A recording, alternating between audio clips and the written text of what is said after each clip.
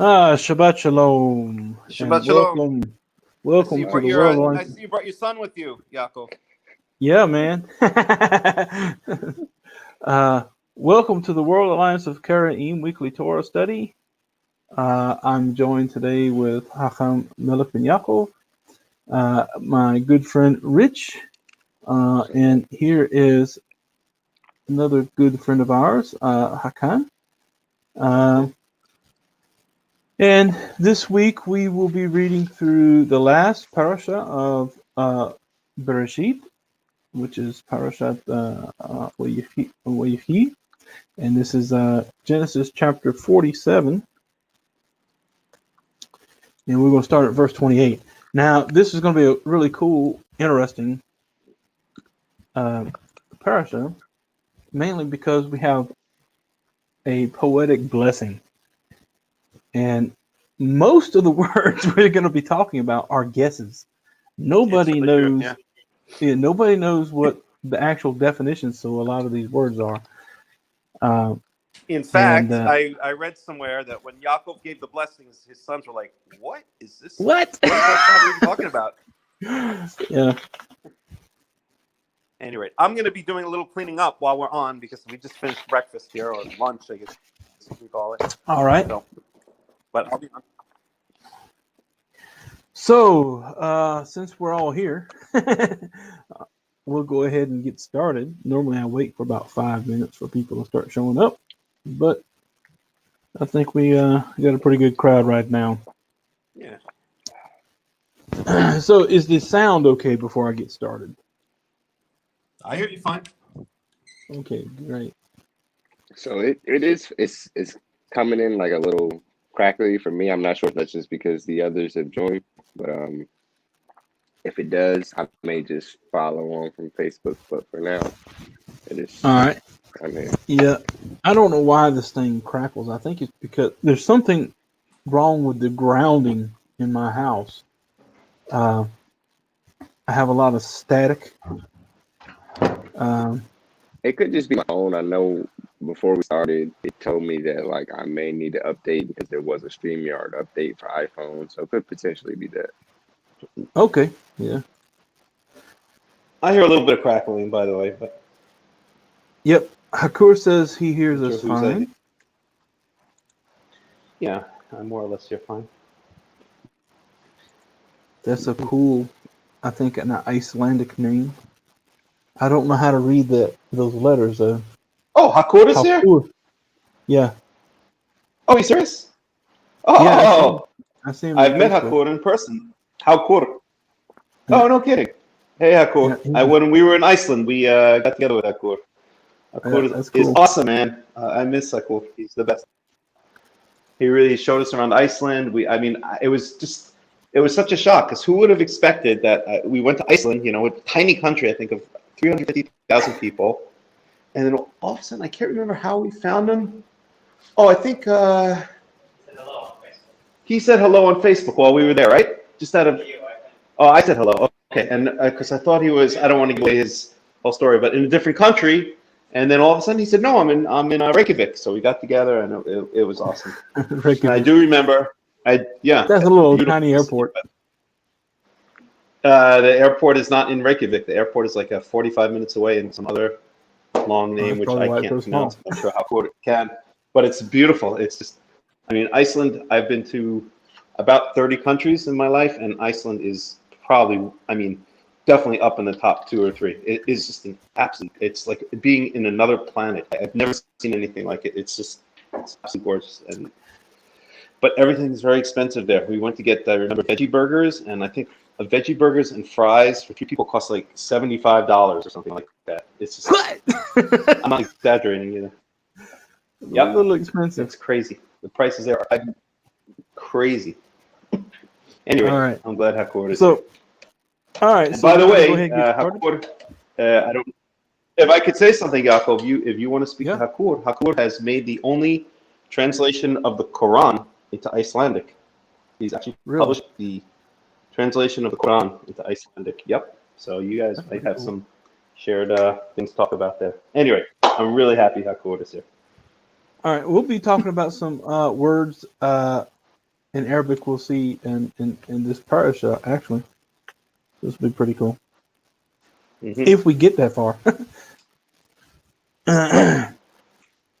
So the first aliyah of Parashath WayYigash is 47, and we're going to start at verse 28.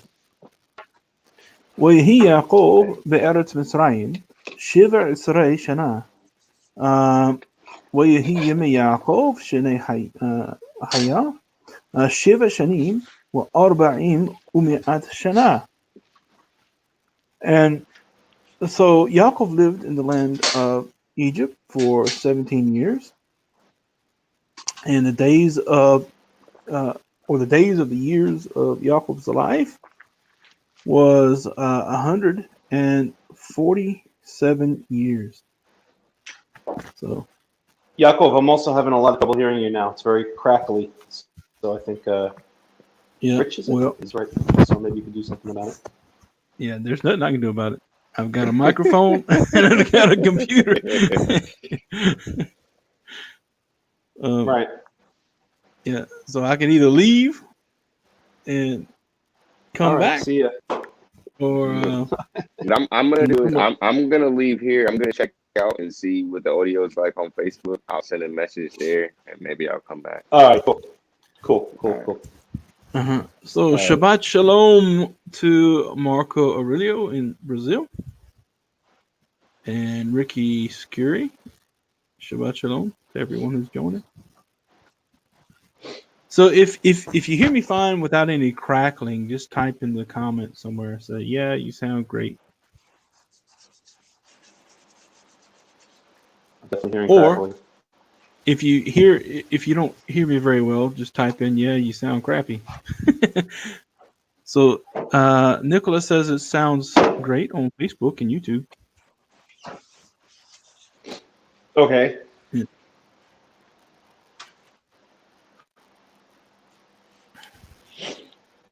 Yeah, Rich says the audio sounds fine on Facebook. So anyway, well, that's not verse 29.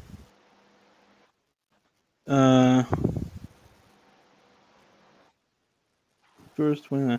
ويقربوا يمي يسرائيل لموت ويقرأ لبنو ليوسف ويومر له يمنع مساتحين بعينيك سيمنا يدك تحت يريخي وأسيت إما ذي خاسد وإماث علنا تكبريني بمصرين. Yeah, I had to mute your mic. I can hear you washing dishes.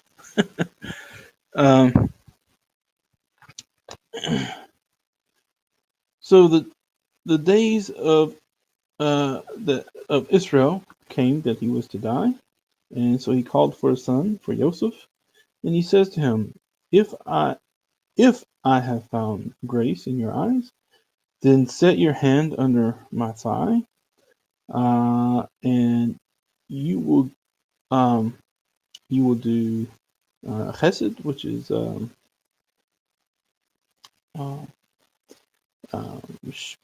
chesed. This is like kindness. Kindness. And in truth, and please don't bury me in Egypt. And if I could say something, yeah, it's very interesting. Yaakov, can you hear me? Yeah, I hear you fine. Hello? I hear you fine. Okay. It's interesting that is a something that usually a subordinate, that's kind of language a subordinate would, and again, I apologize to everybody. I'm just cleaning up from breakfast and lunch, so I'm going to be all over the place here for a little while. Is something that a subordinate would, the kind of language that a subordinate would use to someone who's above him, to a master, basically. Not necessarily a master, but to someone who's, he's trying to be subservient to. And it's very interesting that Yaakov is using this language with Yosef. Yaakov is the father, and Yosef is the son. And it appeals to me, the idea that it's like the changing of the guard. Yaakov is about to disappear off the face of the earth. Yosef is the one kind of, taking over the mantle at this point. Yosef is the one who's basically the head of the family at this point, and Yaakov is kind of fading out of the picture. Another explanation could be that, Yosef has been number 2 in Egypt for the past 17 years, actually, exactly, which, as Robert Alter points out, the guy I always like to quote, is the same age that Yosef was when he was taken down to Egypt. He was 17 years old when he was thrown into the hole. And so it's possible that Yaakov is speaking in this way to him as a way to, because he's second in Egypt, showing deference to his position in Egypt. A third explanation, where did that come from? A third explanation is that Yaakov, wants something from him at this point. He wants to pass on his blessing to him.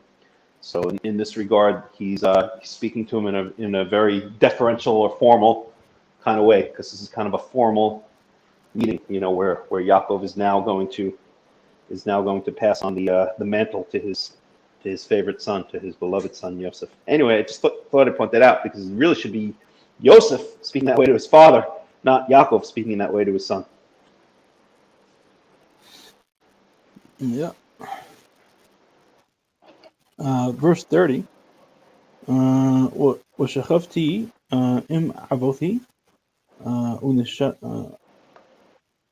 ونسحتني بمصرعيم وكبرتني بخبورثم ويمر أنوخي يعسي كدبارخة. And I shall lie or sleep with my fathers, and you shall carry me up from Egypt, and you shall bury me in the tomb, or in their tomb. And he said, I will do as you say. So a couple of things I'd like to point out here. So number one, shachachti im avoti, as Yaakov pointed out, literally means I will sleep with my fathers. But this is a euphemism for die. Okay, and there are two euphemisms for death, which are used throughout the Tanakh. The most common one that you'll find in the Torah is actually not this. It's v'yasef l'ami, or v'yasef l'amo, which means to be gathered to his people. And then in the rest of the Tanakh, in the Nach, you will find this expression shechafti im avotai. When the kings die, it usually says shechavim avotai. He slept with his fathers and was buried. For instance, King David slept with his fathers and was buried in the city of David. So these two euphemisms, if you pay attention to them in English, it's slept with my fathers, or slept with his fathers, and was gathered to his people, is the one that actually is going to be used when Yaakov actually goes ahead and dies, are common throughout the Tanakh and are euphemisms for dying. But very importantly, and I'd really like to point this out, so everyone likes to say that the Torah makes no opinion about an afterlife. But I think that these two phrases, right? I think that these two phrases are the Torah certainly doesn't concern itself with an afterlife. It's not, it's not like the rabbis where you basically, if you've ever been in rabbinical yeshiva all day long, it's like olam haba, olam haba, olam haba, the next world. What can you do to, score another point for olam haba? But the Torah certainly doesn't concern itself with that. The Tanakh does not concern itself with that. But here's a clear indication that the Torah does believe in an afterlife, because this idea of being gathered to my people or sleeping with my fathers. So you could say that, both of those are physical statements. Okay, I'm going to sleep with my fathers. My corpse is going to rest next to the corpse of my fathers. And you could say, elami, I will be gathered to my people. Okay, so my body will be gathered to the place where the other bodies are lying. But I don't think so. I think that's too simplistic an explanation. I think both of these are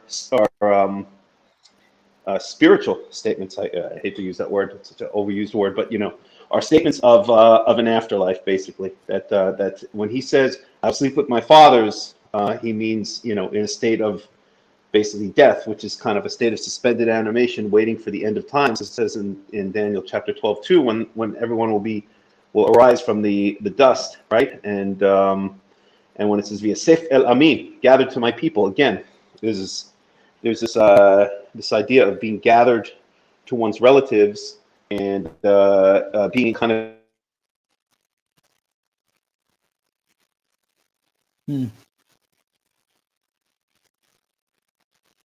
I think we just lost Melech.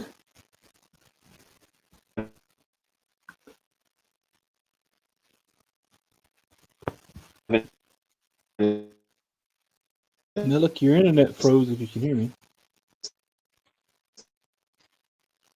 State of sleep. Hello, am I back? Yep, now I hear you.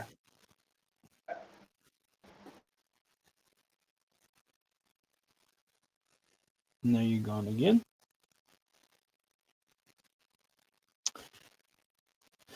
So while he's working out his technical difficulties, I would like to add my 2 cents to it. Oh, here he comes.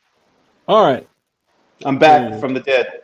Daniel 12:2. So, but I think it's clear indication that the Torah does believe in an afterlife, and I won't get into it much more. But I've studied extensively NDEs, or near-death experiences, and stuff like that. And there's this idea that that you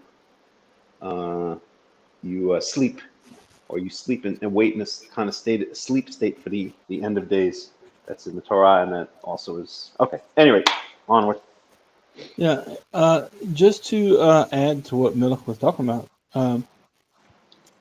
you often hear commentary about these ossuaries where people gather the bones into a family tomb, but I don't think that's always the case, and I'll tell you why. We have the same language used for Abraham, who was buried in Hebron. And so when it says he was gathered back to his people, the only one there was Sarah at the time. And so his family tomb technically would have been wherever his fathers or ancestors would have been buried. So that can't work in all the cases. And also, that's actually, yeah. So, yeah, that's what I'm getting at. It can't be just specifically to a family tomb. And you see that in other places where other people have died. And it says they were gathered to the people regardless of where they were buried.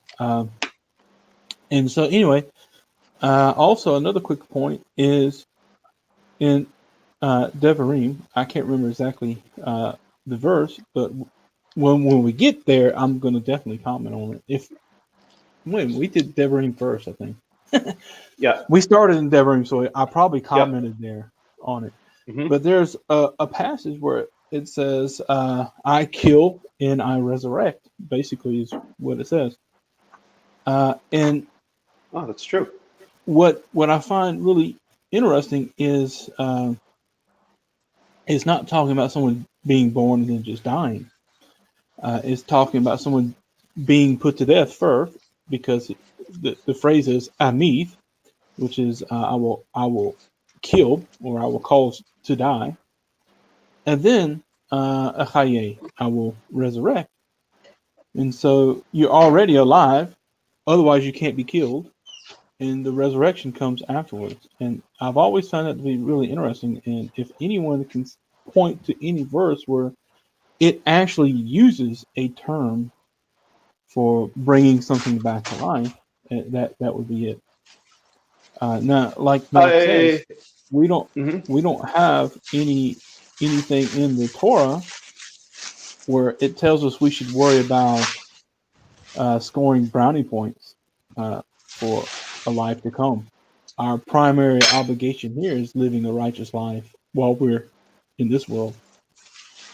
Right, because we have no idea what comes afterwards. So trying to score brownie points is it's almost a self-defeating proposition, because you know, if you're going to try to do things because you're going to score points, you don't know how God is going to score. You just have to live your life and try to be a righteous person as best you can. And what's going to happen afterwards is going to happen afterwards. Yep. So someone actually posted the verse I'm speaking of here. Mm-hmm. Let me see here. 32:39. There we go. Yep. So I'm gonna post this up here. Well, I'm gonna post it in English. Although to play devil's advocate, echaye there might mean keep alive, not bring to life. Yeah, it could be. Because you have the same verb used for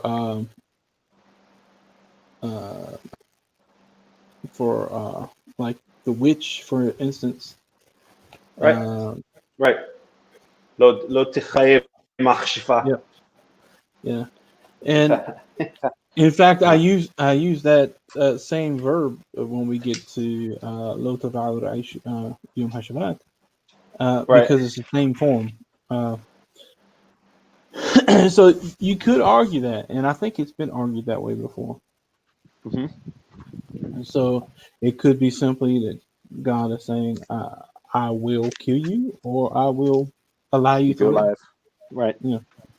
So I it think doesn't that's necessarily happen. to be honest, I think that's the most plausible explanation. But if you're arguing with a rabbinite, you want to beat him in the argument, then I think it's a good verse to use because it could be what you're saying. Well, because when it talks about returning people to life, for instance, they use the same verb form. So, it doesn't necessarily mean one way or the other is absolutely correct, but it's just a possibility. Right. Yep. But anyway, verse 31, WayOmer, Hishava Ali, WayShava Lo, Wayishtahu Yisrael al Rosh Hamata. And so he said, "Swear to me," and he swore to him. And so Israel prostrated himself upon or at the head of his bed. Yep. Now it says literally Alu Rosh Hamita, but that doesn't make any sense that he's on his bed. So I'm saying this is beside the head. Possibly, yeah. Or you could say he was so sick that, because at this point he's sick, right? That's why Joseph was called to him. Maybe he couldn't get out of bed. Maybe it is on the bed. Rosh Hamikah. It's possible that it's saying that he was so sickly he couldn't even get out of bed at the point. Well, it just says he was near to dying. And we know it says the same thing about Isaac, who actually died 20 years later. Are we sure about that? Yeah, because it says after Yaakov returned, him and Esau buried his father. We spoke about that last week. After Yaakov returned from Lavan, him and Esau buried his father. Buried the father. Right, but you're saying that. Then how is it that I don't understand? I misunderstood you. You're saying because it says Yaakov? It said Isaac's. It said the same thing about his father, Yaakov's father, Isaac. Right. His eyes became dim and he was near to dying.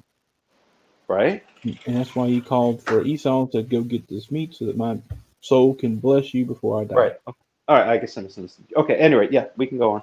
And so it was 20 years later that he actually died. Okay. Got it. So here it's just saying he's getting close to death. Right. Now in chapter 48, verse 1, it says, WayYehi acharei hadvarim ha'eleh, WayOmer Yosef. And by the way, WayYehi acharei. I'm sorry. Go ahead. Yep. Finish the verse. So when the Torah says WayYehi acharei hadvarim ha'eleh, that's the Torah's way of saying it's like ending a chapter and starting a new chapter. basically, or ending a sequence of events and starting a new sequence of events. That's the Torah's way of doing that. So WayYehi אחרי הדברים האלה ויאמר ליוסף הנה אביך חולה ויקח את שני בניו עמו את מנשה ואת אפרים. And so it happened after these things. Yomer, it doesn't say who told him, but it says, and he said he spoke to Joseph. Behold, your father is sick. Right. And so he took his two sons with him, Manasseh and Ephraim. וירד ליעקב ויאמר הנה בנך יוסף בא אליך ויתחזק Yisrael WayYehi al Hamita. And so he informed Yaakov, and he says, behold, your son Joseph is come to you. And so Israel strengthened himself, and he sat upon the bed. Yep. Verse 3, Yomer Yaakov el Yosef. And so Yaakov says to Joseph, El Shaddai nir'a elai biluz be'eretz Kina'an v'yivarech oti. And he says, El Shaddai. Now this is important because we will read in Shemot that God says he didn't make himself known to the forefathers of Israel as WayYehi, but as El Shaddai. Even though, and I've never really been able to figure this out, quite frankly, even though many times it speaks about the forefathers speaking with Yehovah, or Yehovah speaks to the forefathers, or even they call out. I guess they don't use the name explicitly, but it mentions Yud Hey Vav Hey interacting with the forefathers. But I think one sure sign that they did not know the name is that you don't see in later in the Nach, you'll see a lot of names with the word Yahu in it, like Eliyahu, Yeshayahu, and those are all late. Zillions of them, right? Those are all late. But even let's see, already in the book of I'm trying to think. Yeshua, no, I don't know. But at any rate, you'll see later on that the name Yehovah is incorporated into names, whereas you'll never ever find that in the book of Genesis. So it's clear that they did not know the name. So El Shaddai appeared to me in Luz. Now Luz is the original name of Beth El, and Yaakov is the one who actually named it Beth El. That's right. And so this is how I normally explain the uses of the Yod-Heh Vav-Heh in throughout the Torah, is that this is from the point of view of Moses who's writing this. And he has a name now, and so he writes it in. Same way with Bethel. When we read about Abraham who came from Haran, it says he went to Shechem, and it says Bethel was on one side and Ai was on the other. Right. Bethel didn't exist at the time; it was called Luz, but still it was called Bethel. Okay. Right. Then we have the instances of Beth. And Ai was the second city that the Israelites conquered after Jericho, by the way. Right. And so then we have also Ephrathah or Ephrath, which is the name of the old name of Bethlehem or Bethlehem. We have Hebron, which we know wasn't named Hebron at the time. It was named Kiryat Arba. We know that Hebron was named later. So we have lots of names that are used in the Torah that we know weren't named until later. That's right. And the biblical critics will usually use that as proof, quote unquote, that the Torah is either written by multiple authors or the Torah was written at a much later date, or whatever they want. But of course, all of the names that are given are really names from the time that the Israelites pretty much entered the land. So, and we could assume that at that point the Torah was, still, being edited, or at least was in its early stages. So I don't think there's any evidence anywhere that any names that appeared much later are found in the Torah. Really just the point of entry into the land. Yep. Or earlier. And so it says, El Shaddai appeared to me in Luz, in the land of Canaan. Canaan, that's the name of Eretz Israel originally, is Eretz Canaan. Yep. Okay. And he blessed me. WayYivarech Ofi, he blessed me. Verse 4. Yep. WaYomer Elai, Hineni Mafrecha, وهربيثها ונתתיך לקהל עמים ונתתי את הארץ הזאת לזרעך אחריך אחוזת עולם.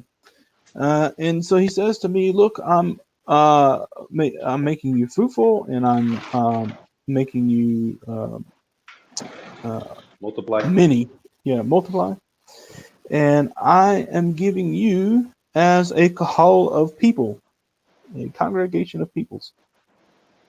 Right. And what? I'm sorry. Could you read the Hebrew again? Yeah. Which part?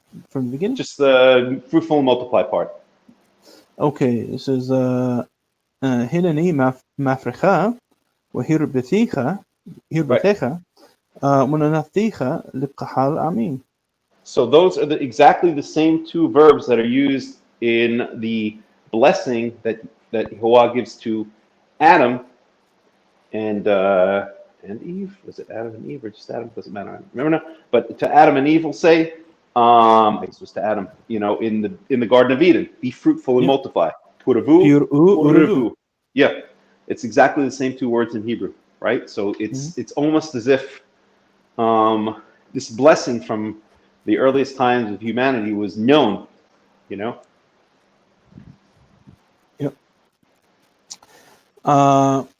And I will give to you this land, or I will give this land to your descendants after you as an eternal possession.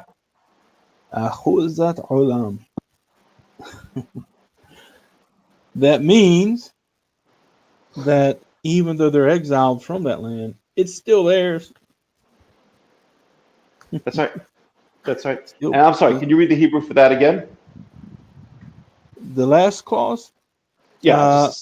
ונתתי את הארץ הזאת לזרעך אחריך אחוזת עולם. Right.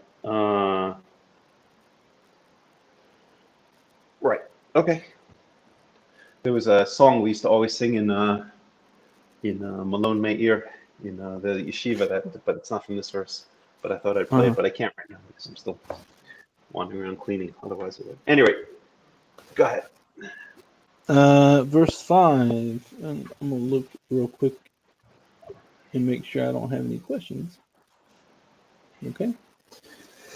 So verse 5, وعدت شني بنيך הנולדים לך בארץ מצרים עד בואי אליך מצרימה לי הם אפרים ומנשה Kireuven uShimon Yehuli.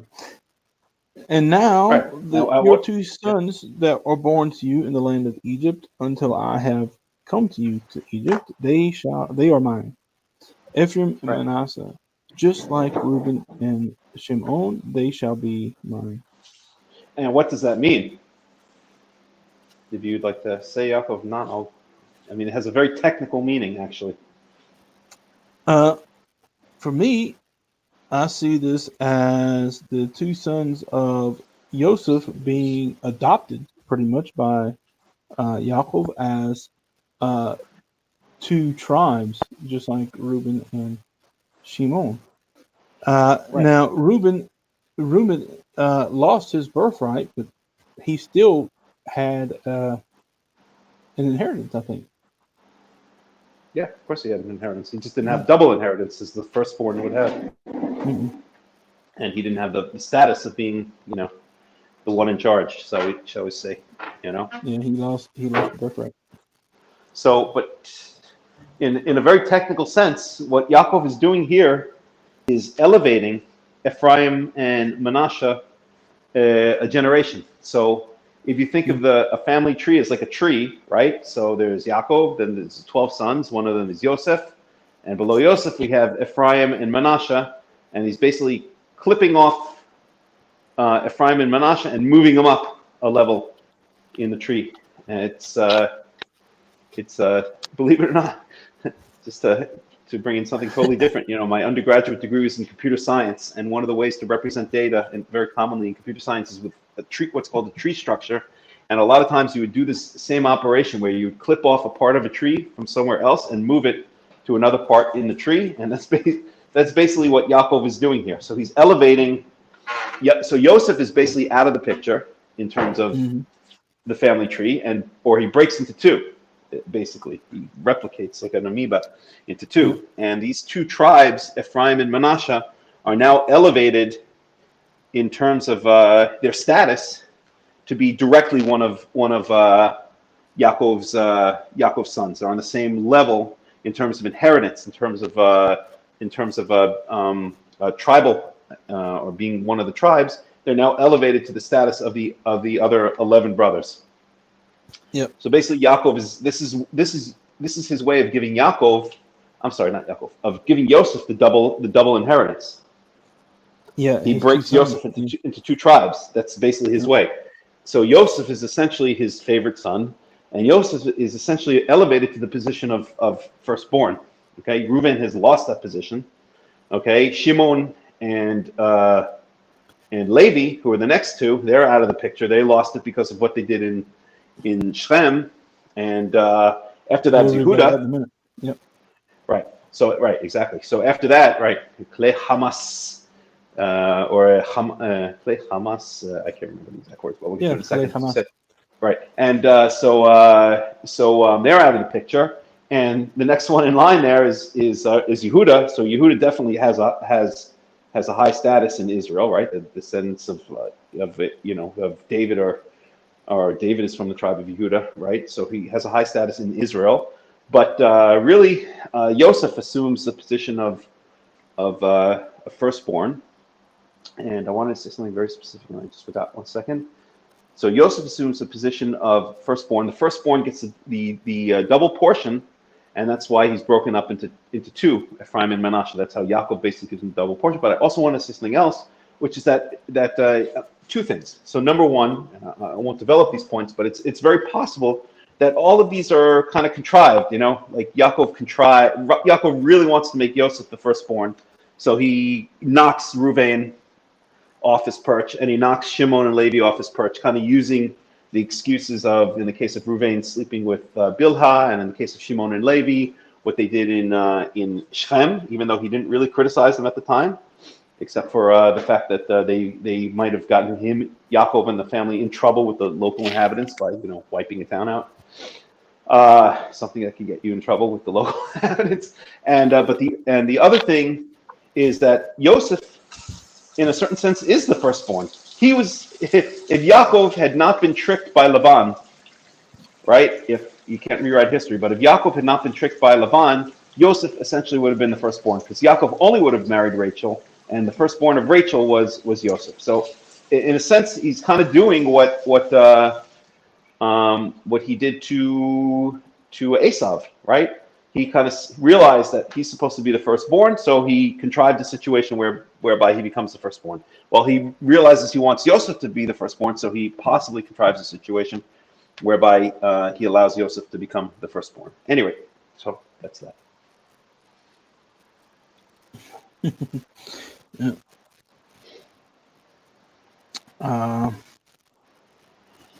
Verse 6.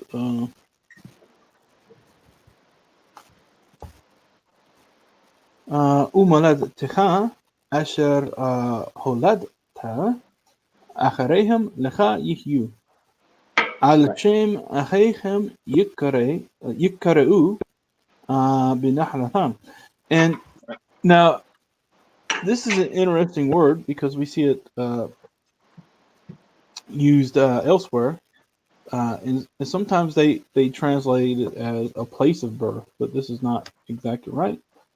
And it's just talking about your family, your relations that are born to you, which you shall bear after them. They shall be for you. Right. So basically, he's saying to Yosef, if you have any other kids, they don't get elevated to the status of tribes. They're down one level below. And they shall be named after the names of their brothers in their, or according to their inheritance. Verse 7. وأني ببوئي متبدان ميث علي رحيل بأرض كنعان بדרך בעוד כברת ארץ לבוא אפרתה. And this is what I was telling you earlier. وإخبرها שם בדרך אפרת כי בית לחם. Now this is not Yaakov saying that's Bethlehem. That's just a comment being put in here. All right. So he's saying, as for me, as I was coming from Padan, this is Padan Aram, which is where his uncle Laban lived. Right. Rachel died before me. Yeah, died on me. Like she suddenly died is the language there. Yeah. You know. Yeah, and she died, and this was in the land of Canaan. While they were on the way,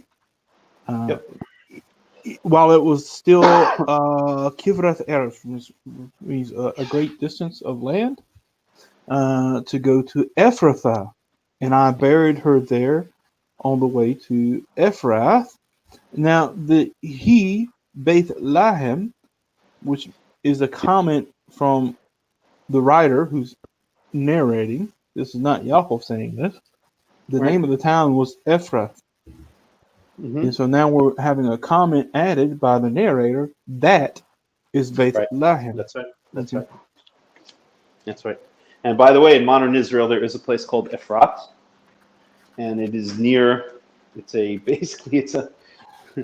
kind of a liberal American suburb. If you ever want to move to Israel and have the life of living in an American suburb, then go move to Efrat, as many Americans did. You know, in my more radical days, I used to look down on it, but now as I've become older and wiser, I understand why people would want to do that, because it is hard to change countries. So it's kind of an American enclave to a certain degree.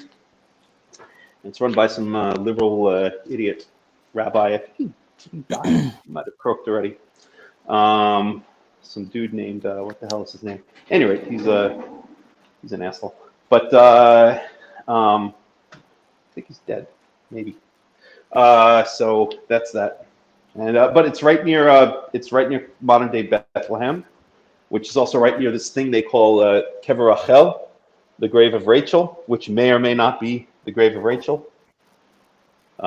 Nobody knows for sure, but they claim it is. And that's that. So go visit the land of Israel. You can see these things for yourself. Yeah. Well, not now you can't because of COVID-19, but whatever. All right, verse 8. ويار Yisrael et bnei Yosef ويومر mi eleh. And so Yisrael saw the sons of Joseph, and he says, "Who are these?" Yeah. Verse 9. A rhetorical question, by the way. He obviously knows who they are, right? Yeah. Excuse me. Or maybe not. Maybe he's so senile, but I can't imagine he'd be senile if he's giving out these. I don't think he's senile. He's about to give all this. Yeah. Right. Verse 9. ويومر يوسف إلى أبيه بناهم أشر نتان لي إلهيم بزه ويومر قحمنا إلي وأبرخين. And so Joseph says to his father, "These are my sons that God gave me here." And so he said, "Qahimna ilai," which means bring them, please, to me, Right. So that I can bless them. Mm-hmm. So now we begin the second aliyah, verse 10. Does anyone have any questions or comments in the audience, by the way? Yeah, I don't see any so far. I always like to stop every so often.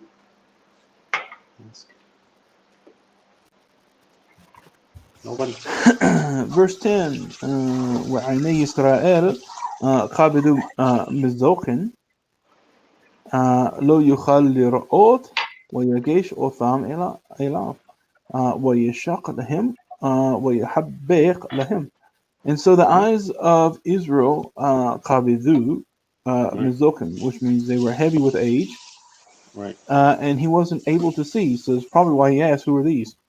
Yeah, I guess so. And so, and so he brought them near to him. And so he kissed them and he embraced them.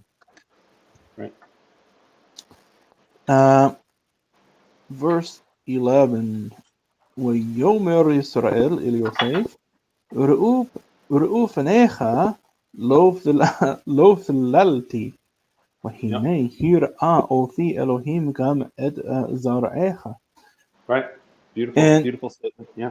Yes, a beautiful statement, which, he says, Israel says to Joseph, to see your face. Now this is literally lo philality, which literally means I didn't even pray for it. All right. Right. Because he thought he was dead. But now you can look at it. It would be, yeah. I never even dreamed to see your face. But the idea here would be more like we would say, I didn't assume. I didn't even have this assumption to see your face. That's right. Yeah.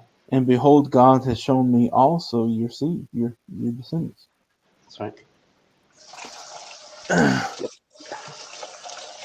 So, I mean, and to put everything in context, I mean, you realize, I mean, so, the way God works, he tests those he loves, right? The more he loves you, the more he tests you. He must love me a lot. Anyway, so, so if you remember, the story was that, okay, so Shimon was in jail, Yosef was gone, okay, and now they wanted Benjamin, okay? So Yaakov, in his mind, is now going to lose 3 out of his 12 sons, okay? And now, after that test was over, not only had Yaakov not lost 3 of his 12 sons, he'd gotten Shimon back, and gotten Yosef back, and now he's even seeing Yosef's children. So God tested him, but just in the case of when Abraham was supposed to sacrifice Yitzchak, it came out as a happy ending, right? God tests us, but it's all for the greater good, or it often comes out. I can't say always, but often comes out as a quote unquote happy ending. And the test is just to purify the person. The person is only purified in life through his tests, right? As I can't remember where I heard this, but if life were just if you think of if life were just like a straight road with no hills and no valleys and no twists and no turns, it would be very, very unchallenging and boring. So here we have the same situation, but all ended up good. The destination has now been reached. Yaakov has gone through all his tests, and he can now die in peace with his children and grandchildren near him. Oops. Go ahead, Jacob. Sorry. Yeah. Verse 12. ויוצא יוסף אותם מעם ברכיו וישתהו li'apav arta. And so Joseph, he brought them from off the knees of his father, Right. and they prostrated with their faces towards the earth. So Yep. now this is Joseph and his sons prostrating to his father. That's right. 13. ويكح يوسف את שניהם, את אפרים, בנימין, בימינו, משמאל, Yisrael. This is a bit confusing as we go through this, but yeah, right. It's like left, right, left. Hold on a second. Yeah, Are we seeing it from Yaakov's perspective, from Joseph's perspective? It's like you have to have a PhD in geometry to figure this one out. Go ahead. Yeah. So, ويقح يوسف את שניהם את אפרים בימינו משמאל ישראל ואת מנשה בשמאלו מימין ישראל ויגש אליו. And so Joseph took the two of them, Ephraim in his right hand to the left of Israel. So you have to picture this. Joseph is standing in front of his father. So the right hand of Joseph is actually the left of Yaakov. And the left of Joseph is the right of Yaakov. Okay? And so this is what he's talking about. So he has Ephraim in his right hand, which will be to the left of Israel, and Manasseh in his left hand to the right of Israel. And he brought them to him. And he presented them to him. It reminds me of when I was in a summer camp and I was about 13 or 14 years old, and I convinced some kid that his left hand was his right hand and his right hand was his left hand. Oh, well. Poor kid. Children can be so cruel. Yeah. At any rate. Verse 14. וישלח ישראל את ימינו וישת על ראש אפרים והוא הצעיר. And so Israel sent out he dispatched his right hand, literally, and he set it upon the head of Ephraim, even though he was the youngest. He was the younger. وَأَتْ سِمَلُو عَلْ رَوْشْ مَنَشَّي سِخِلْ أَتْ يَدَعْ كِي مَنَشَّي حَبِّخُورِ. So, and his left upon the head of Manasseh, he crossed over his hands because Manasseh was the firstborn. Right, and this word sakel, which is I don't have the text in front of me, but samech chaf lamed, right? No, that's a sin kaf lamed. Oh, sin kaf lamed. Hold on a second. Okay,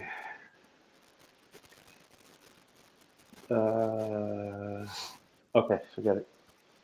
It just means to remember. Exchange, to label crosswise. But there are two words that are used very often for fool in the Tanakh. One is kasil, kaf sin yud lamed, and the other one is I can't remember now. Forget it. I'd have to have the text for me. Forget it. Go on.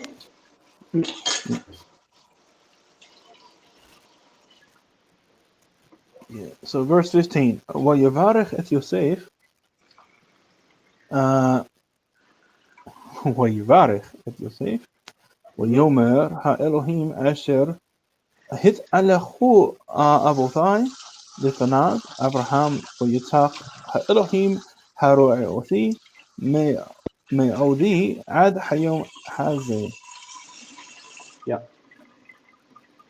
Now this is an interesting phrase. This is one of the few I got to play a song in a couple seconds, by the way. Yeah. This is one of the very few instances where they use the plural verb for God. Okay. And so he blessed Joseph and he says, Ha Elohim, which means the God, which Asher hit halechu Abothai Lifanav, Abraham WayYitzhak, who my fathers walked in his presence, Abraham and Isaac, Ha Elohim Haro'eh Othi, the God, the one who shepherded me, Me'udi Ad Hayom Hazeh, all the way up until this day. Yes, but there's no verb being used in the plural for God. No. This is, I was mistaken there. I was thinking something else. No problem. There's another verb used, and it's actually the one. This is in another place. And it's almost in the same form, but it's from ta'ah, which means to be lost. And I think that was, if I'm not mistaken, that was Abraham who was speaking to Melech or somebody like that, who says that God who caused me to wander from the house of my father. And there's only a few instances in the Tanakh where you actually have a plural verb used with God, which is really interesting. For instance, we have plural participles used with, for instance, Bora'echa. We have, which literally means your creators, but that's used for God. And we know there's only one creator. But there's only a few instances. I thought this was one of them, but I was incorrect. Okay, no problem. The hit Halachu was actually for his fathers, Abraham and Isaac. Verse 16. Hamalach hagoel ofi mikul ra yivarich et hanme'arim wa yikare v'hem shemi wa shem avothai Abraham wa Yitzhak wa yidgul larov bekerev haaretz. The angel, the one who has saved me from all bad things, bless the boys, and Yikare Bahim B'Shemi, and my name shall be called upon them, as well as the name of my fathers, Abraham and Isaac, and they shall. And that's a famous song multiply. They shall increase greatly in the land. And that's a famous song, by the way. Hello? Can you hear me? Yeah, I hear you. I think we lost him.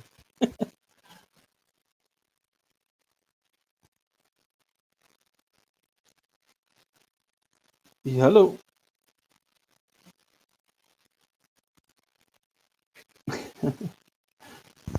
I don't hear you anymore. Oh, that's why I don't hear. I had to add you to the stream. Here, I gotta play a song. Hold on a second. All right.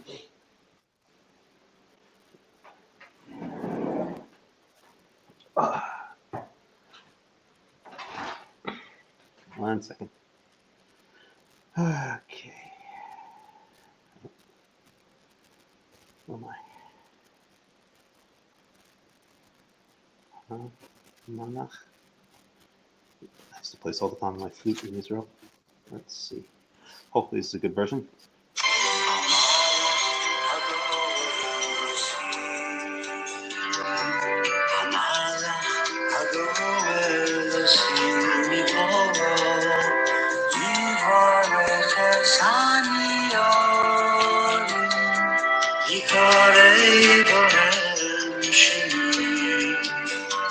You hear it okay? Yep. Sound system holding up my phone.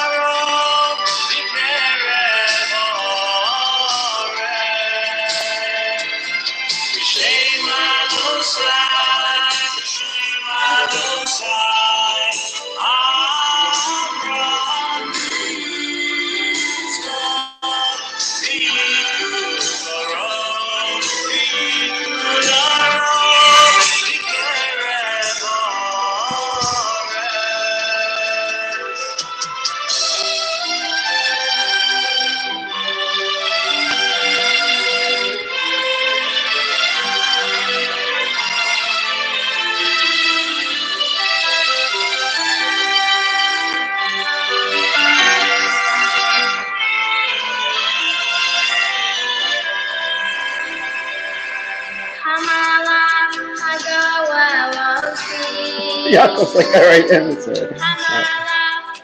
gotta have a little music. We gotta have some fun in these studies, Yaakov. It can't be all dry study. Come. All right, the end. Go ahead. So we have a question. We have two questions. The first one, Melech and I is probably gonna disagree on it, but that's okay. So the question is Yaakov referring to an angel that he wrestled with? And if so, why would he say that this angel redeemed him from all evil? Right. And I've always been of the opinion that anytime we have references of God appearing to somebody, it was in the form of this Malach Adonai, as we see with the instance of Moses for the first time when he meets God, he encounters God. It was this angel that appeared to him in the flame of fire. It was this same angel who was in the pillar of cloud that it says the angel brought them out of Egypt. Basically, it was the angel who redeemed them from Egypt. And this angel is called the Malach Parav, the angel of his presence. It is said that he's called Malachi, which means my angel, whose name says God's name was in him, that he would lead, send before the Israelites. And so you think it's all the same angel? I believe it's. Well, yeah, why not? Why would it? No, I totally disagree. Okay, but go ahead. But this is the same angel of God who appeared to Abraham, and who the name the Yod-Heh Vav-Heh was actually associated with. When it says he spoke to Yod-Heh Vav-Heh, who was in the form of a man, one of the three men, that was this angel of God, and it was the same one that met with Yaakov, which is why he called the place Peniel, which means the face of God or the presence of God. Mm-hmm. And this was the angel that Moses spoke with in the Mishkan, where it talks about that when there's a prophet, there's an issue where Aaron and Miriam kind of called into question the supremacy of the prophethood of Moses and said, aren't we prophets as well? And so God said, look, come to the Mishkan and I will appear to you. And that's what happened. And so he says, if there's a prophet amongst Israel, I will make myself known to them in vision or dream. However, with Moses, he will see my form. And it actually says the form of God. And we know that this form of God isn't the actual reality of who God is, because when Moses asked, can you show me your kavod? The Israelites have already seen it. We see in the wilderness that when the manna and quail came for the first time, it says he brought them to the edge of the camp, and that the kavod Adonai appeared to them. So they all saw the kavod. The Israelites saw the kavod of God as a consuming fire upon the mountain. So whatever the kavod was that Moses was asking to see, it wasn't the one that he'd already seen. And so it's this angel that, in my opinion, because it clearly says it's the angel of Adonai that was in the cloud and that appeared to the prophets. And Moses clearly identified the angel of God who brought them out in this column of fire and cloud. Whether it's the exact same angel, I can't say. All we know is it says Malach Adonai each time, so it could be different ones. I say it doesn't have to be different ones, but it doesn't necessarily have to be the same one either. But that's my opinion of why he's referring to this angel who redeemed him from all evil. Is the angel of God who appeared to the prophets.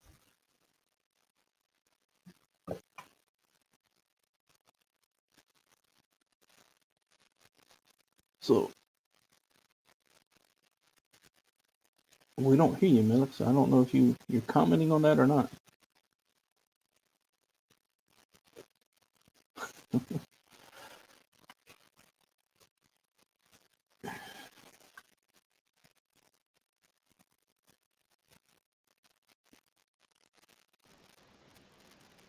I don't know if you made any comment on that, but I'm still a bit confused. Are you saying that all of these angels are the same angel, or what are you saying exactly?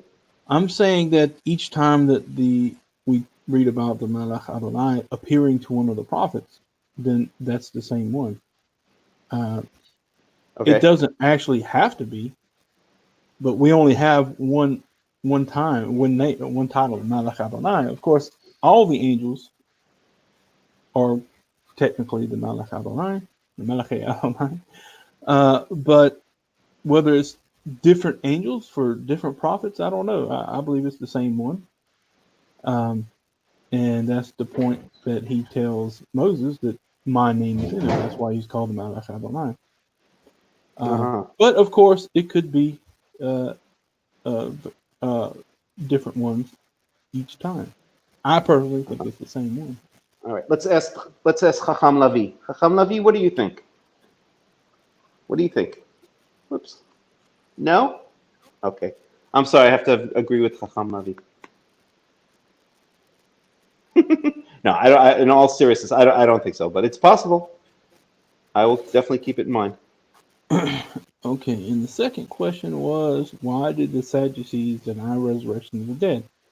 And my answer to this has always been, we don't know anything about the Sadducees except what Josephus says.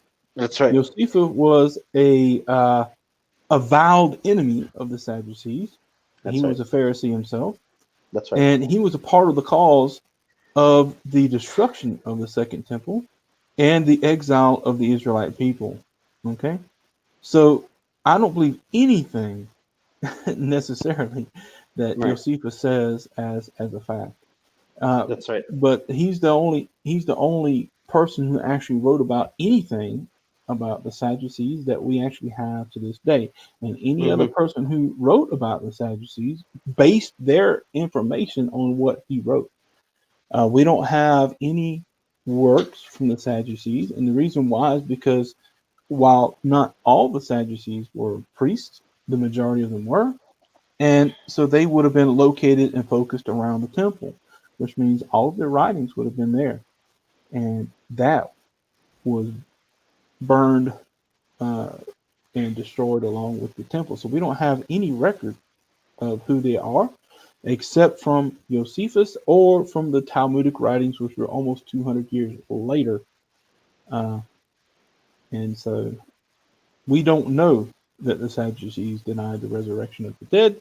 It's only reported that way from Josephus, the rabbis, and maybe a reference by the false testament that the Greeks wrote under the Pharisaic movement of Paul, who was sent to destroy the Jesus movement. I want everyone to understand that. His whole job as a Pharisee was to infiltrate and destroy the movement. Okay. And so I'll leave it at that. I think that the claim that some of the books of the Apocrypha are written by Sadducees, or at least incorporate Sadducee. They have lots of Sadducees, like the Ben Sirach is claimed to have been a Sadducean document. Right. But we're not sure. That's just because it sounds like something the Pharisees would say. Right. At any rate, the salient point is that, as Yaakov says, we always get this idea from the same. So I think it's 2 times that Josephus says it, if I remember correctly. maybe in 2 different books, where he always says the same thing, that the Sadducees, or he says this, that that the Sadducees denied the resurrection of the dead, and then this has been taken as the final word of all Sadducees throughout all times, even though the Sadducees essentially started with the Maccabees, with the father of Yehuda Maccabee, and lasted through basically until the destruction of the temple. So we're talking about 160, maybe 185 and 70, maybe 200 and maybe 225 years or something like that was the length that the Sadducees existed in one form or another. And anyone who's ever been part of any movement knows that even in a single time, various trends within a movement will believe different things. Often they'll argue with each other, and certainly over a period of 225 years, I think it's ridiculous to say such a thing. But that's always taken as propaganda. Yeah. Even among Karaites, there's a disagreement as to the resurrection of the dead.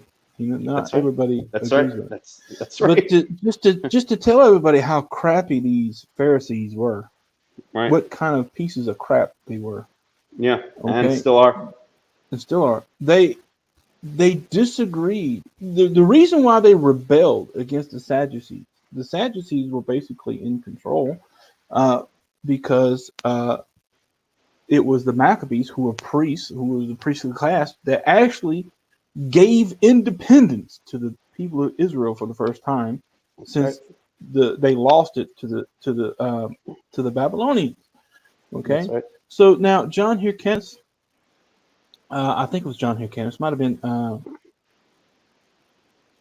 No, who was the first king? Wasn't John Hyrcanus? I can't remember his name. But anyways, one of these Hasmoneans, one of these sons of the Maccabees, he became king.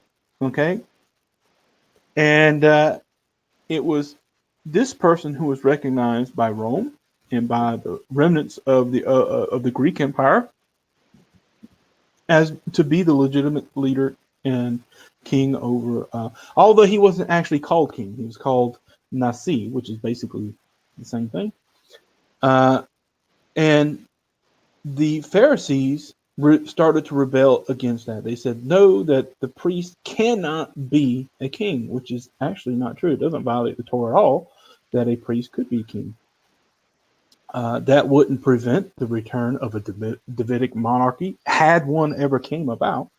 But at that point, it was the Levites who gave the independence of Israel back to Israel. Okay? That's right. And so the Pharisees hated it. They absolutely hated it. And they went to Rome and said, hey, we'll let you in. We invite you here to destroy this Hasmonean monarchy. They opened the gates to Jerusalem while the priests were officiating. The Romans came in, murdered the priests. Okay? And it was because of that you had the Herodian dynasty come into power. And that was because of the Pharisees. So the Pharisees did that, and then they were unhappy about it and caused so much strife and turmoil with the Roman governments after they let them in that the Romans came in and destroyed Israel, sent them into exile, destroyed the temple. And these are what's called the rabbinic Jews today. That's right. These are the descendants of the Pharisees, which is why I really despise them. But and they haven't changed. They're the same bullshit at all today. Yeah, at all. And the so-called Karaites that run their little shit show out of Ramla in California have basically become like them, and so they have the nerve to say that. Look, that we're the fake Karaites when they're the ones who are rabbinized. They're Pharisaic Karaites. Basically, they're half Pharisee, half Karaite. I don't even know if I'd say half. No. So more Pharisees. To tell you how crappy the rabbinical movement is, for almost 2,000 years, these guys been praying, oh, let it be in our day that the temple's restored and blah, blah, blah. 3 times a day for almost 2,000 years, you figure it out. That's a lot of praying. Okay? That's right. The first time God brings them back after this exile, gives them control of the Temple Mount. Instead of doing and following the example of the Israelites at the return with Ezra and Nehemiah, what did they do? After God granted them their prayer, they have it in their hand. They could destroy this dome of the rock, rebuild the temple, and we could be all worshiping in Jerusalem 3 times a year, actually fulfilling the Torah. But no, what did they say? We don't want anything to do with it. They gave it back to the enemy. They spat in the face of God, and it's the rabbinical Jews who are actually preventing the restoration of the temple. Mm-hmm. So if you want to know why Israel has had nothing but strife and turmoil since that point, whereas before then they were, man, it was like miracles. Everybody was recognizing the miracles, how they defended themselves against all these different armies, good point. against all odds. But after that point, they had no peace. They've been in a state of perpetual terror ever since, because they spat in the face of their Creator, who answered their prayers, and like idiots, they still make these same prayers today. Oh God, let it happen. They've got it. What are you waiting on? And I'll tell you what they're waiting on. They have these myths that some divine Mashiach is going to come floating down out of heaven with the temple in tow, and they don't have to build anything. This is the myth that they've got. Mm-hmm. Anyway, and that the goyim are going and the goyim are all going to be their slaves. These people live in a little bit of a dream world, but it is interesting. It's I forgot what I was going to say. All right, forget it. Go ahead. So here's another question before we continue reading it from Hakor. Is the resurrection reserved for anyone, that is the righteous and the wicked? Is resurrection bodily or spiritual? And what does Ezekiel mean when he states that every person receives his or her just desert from God? Now, whether it's going to be bodily or spiritual, I say it's going to be bodily. If there is one, and while I hope that there might be one, I hope I get a second chance to redo life. I don't know if there is or not. Is it reserved for the righteous and the wicked? We know that it says to Ezekiel, this is the whole house of Israel. And Daniel even says some will be resurrected to everlasting light or whatever, and some to perpetual shame. So I believe everyone's going to. Yeah, I mean, the only direct statement of resurrection we have is in Daniel, chapter 12, verse 2. And it's all laid out there, which is basically that it's going to be a physical resurrection, because it says that many who sleep in the dust will arise, and that everybody's going to be judged at that point. And some it says for eternal reward, and some for eternal derision. Yeah. So it seems that Ezekiel, like you're saying, Ezekiel talks about the restoration of the Mishkan, and he specifically mentioned the Levites who went astray and led the Israelites astray. They will no longer be able to officiate as Kohanim in the services. However, they would still have Levitical duties. So I agree with Melech. If it's going to be a physical resurrection, but I think it's everyone. I don't think it's just one group or the other. Yep. So let's get back to the parasha, or we will never finish. And who says we have to finish? I don't. Well, we can stay reading and talking about it until the temple floats down out of heaven.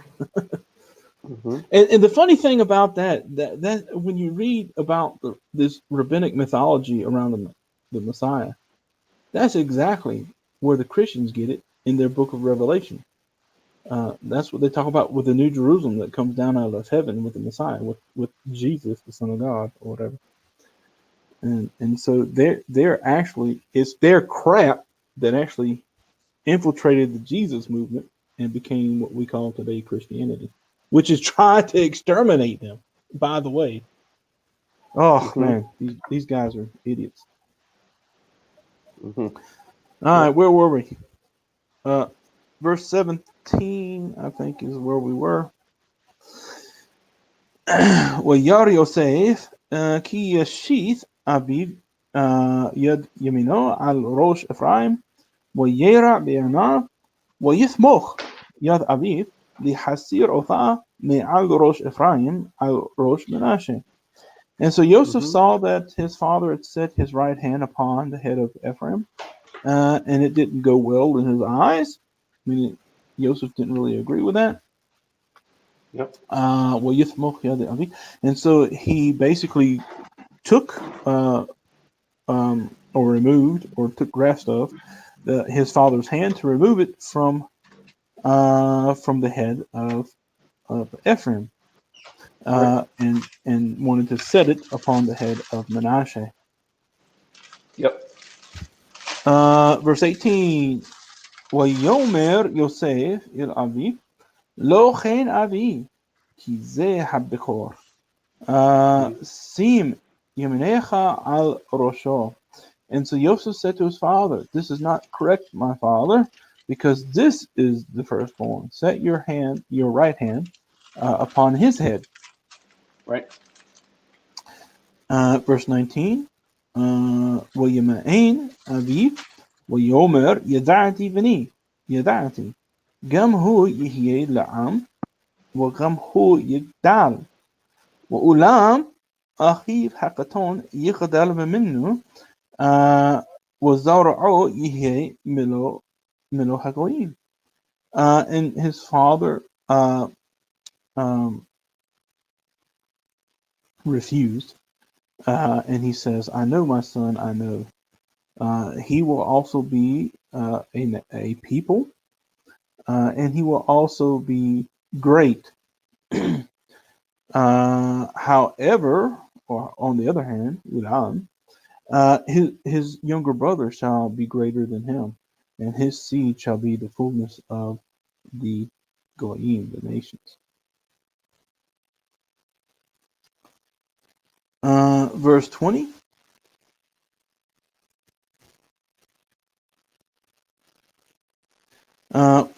ויברכם ביום ההוא לאמור, בך יברך ישראל לאמור, ישימך אלוהים כאפרים וכמנשה, וישם את אפרים לפני מנשה. And so he blessed him in that day, saying, by you Israel shall bless, saying, may God set you as Ephraim and as Manasseh. And he set Ephraim before Manasseh, or he placed Ephraim before Manasseh. Melech, I don't hear you at all, so I don't know if you want to say anything, or if not, I'll just keep reading. Yeah, I was chewing something, so I turned off the mic. Go ahead. Thank you. Verse 21.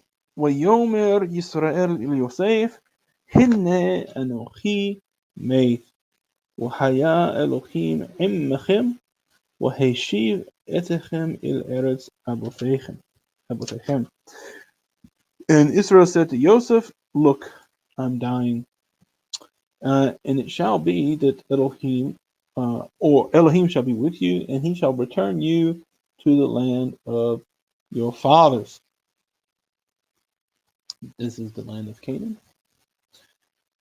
Verse 22, وأني نتתי לך שכם אחד על אחיך אשר לקחתי מיד האמורי בחרבי וביקשתי. And I will give you Shechem, which is one above your brothers, talking about Shechem that I took from the Amorites with my sword and with my bow, which seems kind of weird because we don't see that actually anywhere.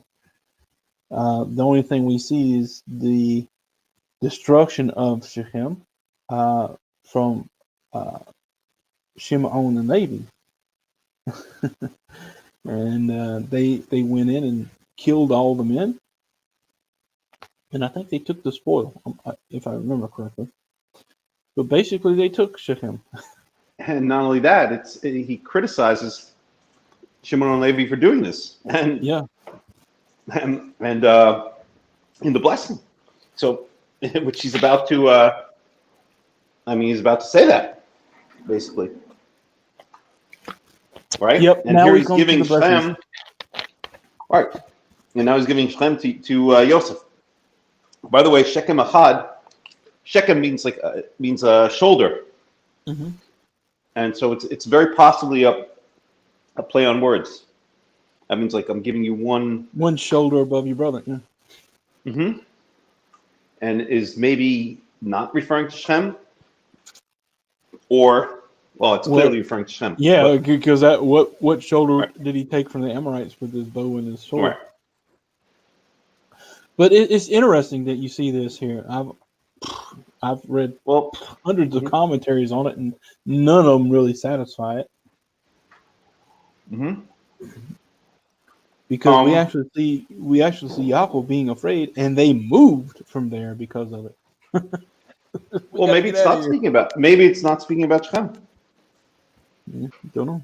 And then that would kind of explain it in a certain sense, because Yaakov did not take Shem with his bow and his sword. His sons, who he's about to criticize, took Shem with their bow and their sword. Maybe it's some unqualified battle that we don't know about. Don't know. So now we're on. So now we're on the fourth Aliyah. I forgot to tell you when the Aliyahs were ending, but anyway, we're at the fourth now. This is chapter 49, the first verse. And now we're getting into the blessings. Now these blessings, I'm telling you, they're really interesting. They're poetic. Poetry in the Tanakh is really weird, grammatically. And you'll see this here as we go. The grammar is just all over the place. But this is poetry. It doesn't actually have to be grammatically correct, I don't think. So it says, وَيَقْرَ يَعْقُوبُ Yaakov, I would just like to read here what Robert Alter says, because he always has good ideas. I have no idea what he's about to say, but I'll read it. So I've given you, first of all, he does not translate it as Shem. He translates it with single intent over your brothers, what I took from the hand of the Amorite. What single intent did he take from the Amorites? Let's see what he has to say, because this guy doesn't usually talk unless he has a very good reason. He really is an excellent biblical scholar. So he says, the phrase represented here by with single intent is a notorious crux, but previous interpreters may have been misled by assuming it must be the object of the verb have given. The Hebrew Shechem, ad, literally means one shoulder. Many commentators and translators with an eye to the immediate context of inheritance have construed this as one portion. But the evidence elsewhere in the Bible that Shechem means portion is weak. Others have proposed, without much more warrant than the shape of the shoulder, that the word here means mountain slope. A substantial number of scholars, medieval and modern, read this as a proper noun, the city of Shechem, encouraged by the fact that Joseph's tribes settled in the vicinity of Shechem. That construction, however, entails two difficulties. If the city were referred to, a feminine word form of the word for one, not ad, but at, would be required. And at least according to the preceding narrative, Jacob, far from having conquered Shechem with his own sword, was horrified by the massacre his sons perpetrated there. But the very phrase used here, Shechem ad, occurs at one other place in the Bible, Zephaniah chapter 3, verse 9, where it is used adverbially. Purified language. Yep. in an idiomatic sense made clear by the immediate context, for all of them to invoke the name of the Lord to serve him, Shechem Ahad, King James Version with one consent, Revised English, blah, blah, blah, blah. This is then an expression that indicates concerted, unswerving intention and execution, and such is perfectly appropriate to the legal pronouncement of legacy by Jacob, in which it appears. Once the phrase is seen as adverbial, the relative clause, what I took, falls into place with grammatical preciseness as the object of the verb have given, and in this reading, no particular city or region need be specified. Yeah, but what it still didn't explain the intention, the one intent or the one accord. How does that explain that he took it from the Amorites with his sword and his bow? So I guess what he's saying is that city is not specified, and it's not Shechem. And he's saying that he has decided with singular intent, with a singular purpose that he's going to give whatever this place is that he's taken. He's going to give it to Joseph, but he's saying it does not mean that it's Shechem. All right, I hear you, and I understand this point, but it still doesn't explain how it explains to you that he took it from the Amorites with his sword and his bow. What single intent did he take from the Amorites? No, the single intent is that he has singular intent to give it to Joseph. Yeah, that's right. But it says Asher Lakachti, which I took. What did he take? If you take the Shechem out of the picture, what is it that he took from the Amorites? So I think what he's saying, hold on, let me just open it up here. So you can take Shechem Ahab al Achika away. You can take the whole clause out. Okay? And read it this way.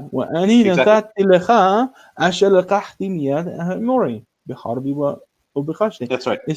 What is it that he's giving him that he took from the Amorites with the sword? Some unnamed territory. Well, I understand what Robert Alder is saying, because it should be territory, land, and cities, and it should be feminine. Mm-hmm. And so, no matter if it's a territory, or if it's land, or if it's a city, it should be Shechem Ahat. Right.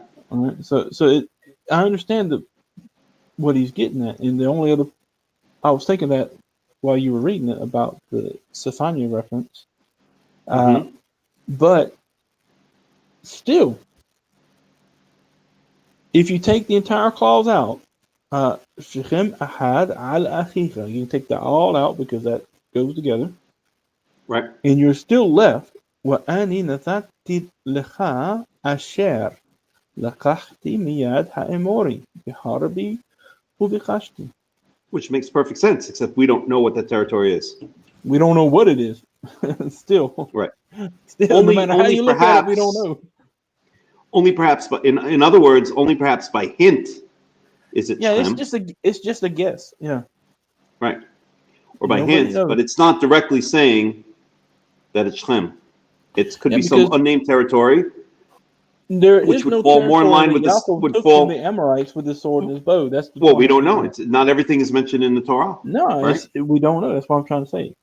Right. This episode is never mentioned in the Tanakh. Right. Anything that Yaakov took in war, we know that Abraham went and waged war. That's actually explained, But he didn't want anything other than his nephew. Right. Mm-hmm. But you'll see, as we go through these blessings, you're going to see a lot of things that really doesn't make a whole lot of sense. Mm-hmm. And anyways, let's get into that we can't figure out. Yeah, there's something on. Mm-hmm. So the fourth aliyah begins in 49, verse 1. وَيَقْرَ يَعْقُوبْ إِرْبَنَابْ يَوْمَرْ هَيْ أَسِفُوا وَإِجِذَا لَخِمْ إِتْ أَشْيَرْ يِكْرَى إِتْخِمْ بِأَخَرِيتْ هَيَمِينَ. Now, I'm going to mention something here in just a second. But anyway, so Yaakov called. So we have the verb يِقْرَى here. Okay, this is imperfect form from qara, which means to call, liqro. So Yaakov called to his sons, or he called for his sons, and he says, gather yourselves, because I want to inform you all that will happen to you in the latter days. Okay, now we have this next verb, yikra. This is not from likro, this is from likra, which means to happen, to meet, and you see this often, that this aleph, this final aleph, switches between aleph and hey. Normally it should be yikra with a commas hey, or yikre with a segel hey at the end, but it's you see it often written yikra, and I just want to mention it. Yeah, I'm curious about that. Yeah, so why is that? Do you have what's your explanation for that? Where is that? Where does this aleph come from? Look, you have the same phenomena in Aramaic. In Aramaic, the verbs that are originally final yod, in conjugation, they will switch between a final aleph and a final hey, and always does. And there's no explanation for it. Yeah. No grammar you will ever look in can explain it. They just know that that's how it is. It happens. It changes between a final aleph and a final hey, and there's no rule that can explain when it's going to be a final hey or when it's going to be a final aleph. It just seems to be up to the person writing that part, and that's why even in like Arabic, Akkadian, and almost every Semitic language, they will tell you that the hey, the aleph, and the yod and waw are all really different aspects of the same letter, which is why they always change in the different conjugations. The yod becomes a waw. In certain conjugations, the aleph and yod also becomes a hey in certain conjugations, and it also becomes a tav depending on the conjugation of it. And in fact, the final hey in Arabic is what's called the ta marbuta. It acts as a hey and a t at the same time. And it's weird. I mean, one reason we could say that they use the aleph here is to make it parallel with Vayikra Yaakov el Banav. Right? Yes, it's anyone's guess. There's no way. But you can tell the difference in the conjugations, especially in the infinitives. We have likro, which means to call, and we have likraf, which means to meet or to happen, something happen. And so we know that as you get into the different conjugations, you can tell the difference. But there's certain places where the conjugations look identical, and you have to use the context to figure out what's being called. And even today in English, when you say to call upon somebody, you actually visit or meet him. All right. So we have the same idea even in English, and it's just weird. Yeah. May I call upon you? Right. So verse 2. Hang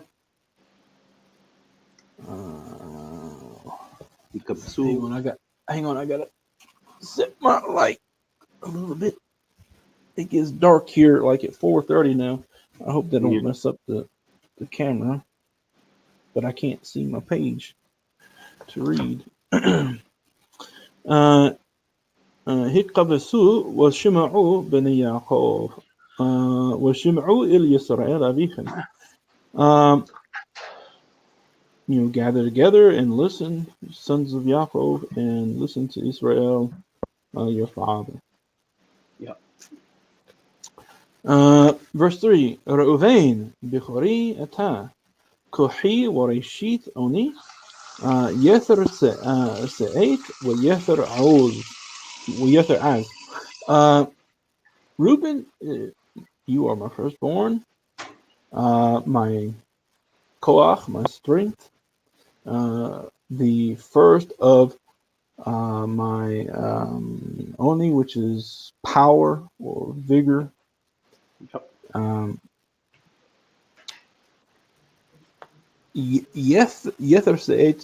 Yether means usually the excess, what's left over. And so usually I think they would translate this as excessively or excessive of dignity or majesty, or however you want to look at it.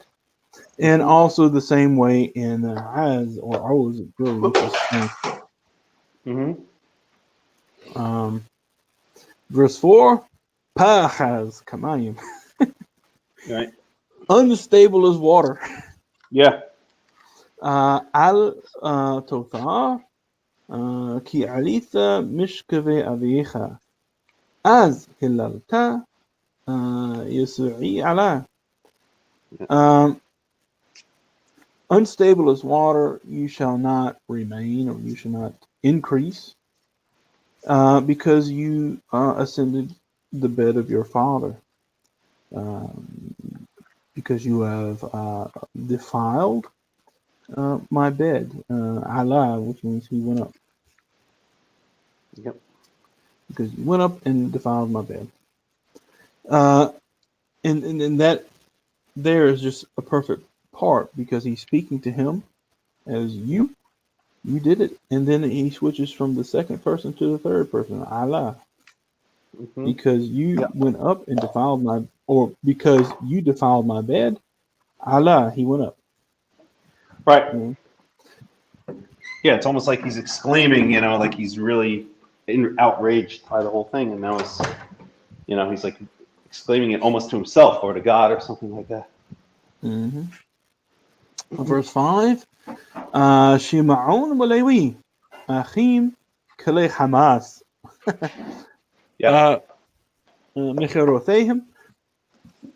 Now, this is interesting. I've always found this to be very interesting. It says Shimon and Levi are brothers of, or they're brothers, instruments of violence, or even instruments of corruption, if you want to translate Hamas as corruption. Right. Mecherothim, this is from Mechera, and this is from actually the verb makar. Makar means to plan, to scheme. And so basically saying instruments of violence, they're scheming is basically what they're talking about. But you have this same verb used in Arabic. For instance, you have a phrase in several places of the Quran, but also in the story of Joseph, we see this verb used. When it talks about they were scheming against Joseph, it says, وَمَكَرُوا وَمَكَرَ اللَّهُ وَاللَّهُ خَيْرُ الْمَاكِرِينَ. And they schemed, or they planned, and then God planned, and God is the best planner. But it's the same word. Man proposes and God disposes. There you go. But that's an interesting. That's just really interesting the way they're talking about it. Verse 6. Bisodam al tabu nafshi. Biqahalam al tehad kabodi. Ki b'apam harigu ish. Ubiritsonam iqaru shor. Sure. In their counsel, don't let my soul enter. And amongst their congregation, don't let my kavod be unified because of their rage or their anger. They slew a man, and with their desire, and because of their desire, their ratzon, ikaru shor. Now this is an interesting word too. Iker means to basically lame something, to cut the. Usually it's used for horses or I think also mules, where they cut the hamstring of the horse so that they're lame and they can't be used in war or really for anything after that. You see that in the book of Judges, or no, yeah, it might be Judges, but you see it in Joshua.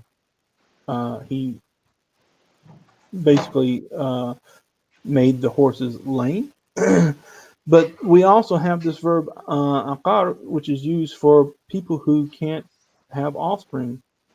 The aqar or the aqara, according to the Torah, won't be amongst the Israelites if they keep the Torah, which means there'll be no man who is not fruitful or productive, and also no woman who is also not fruitful or productive.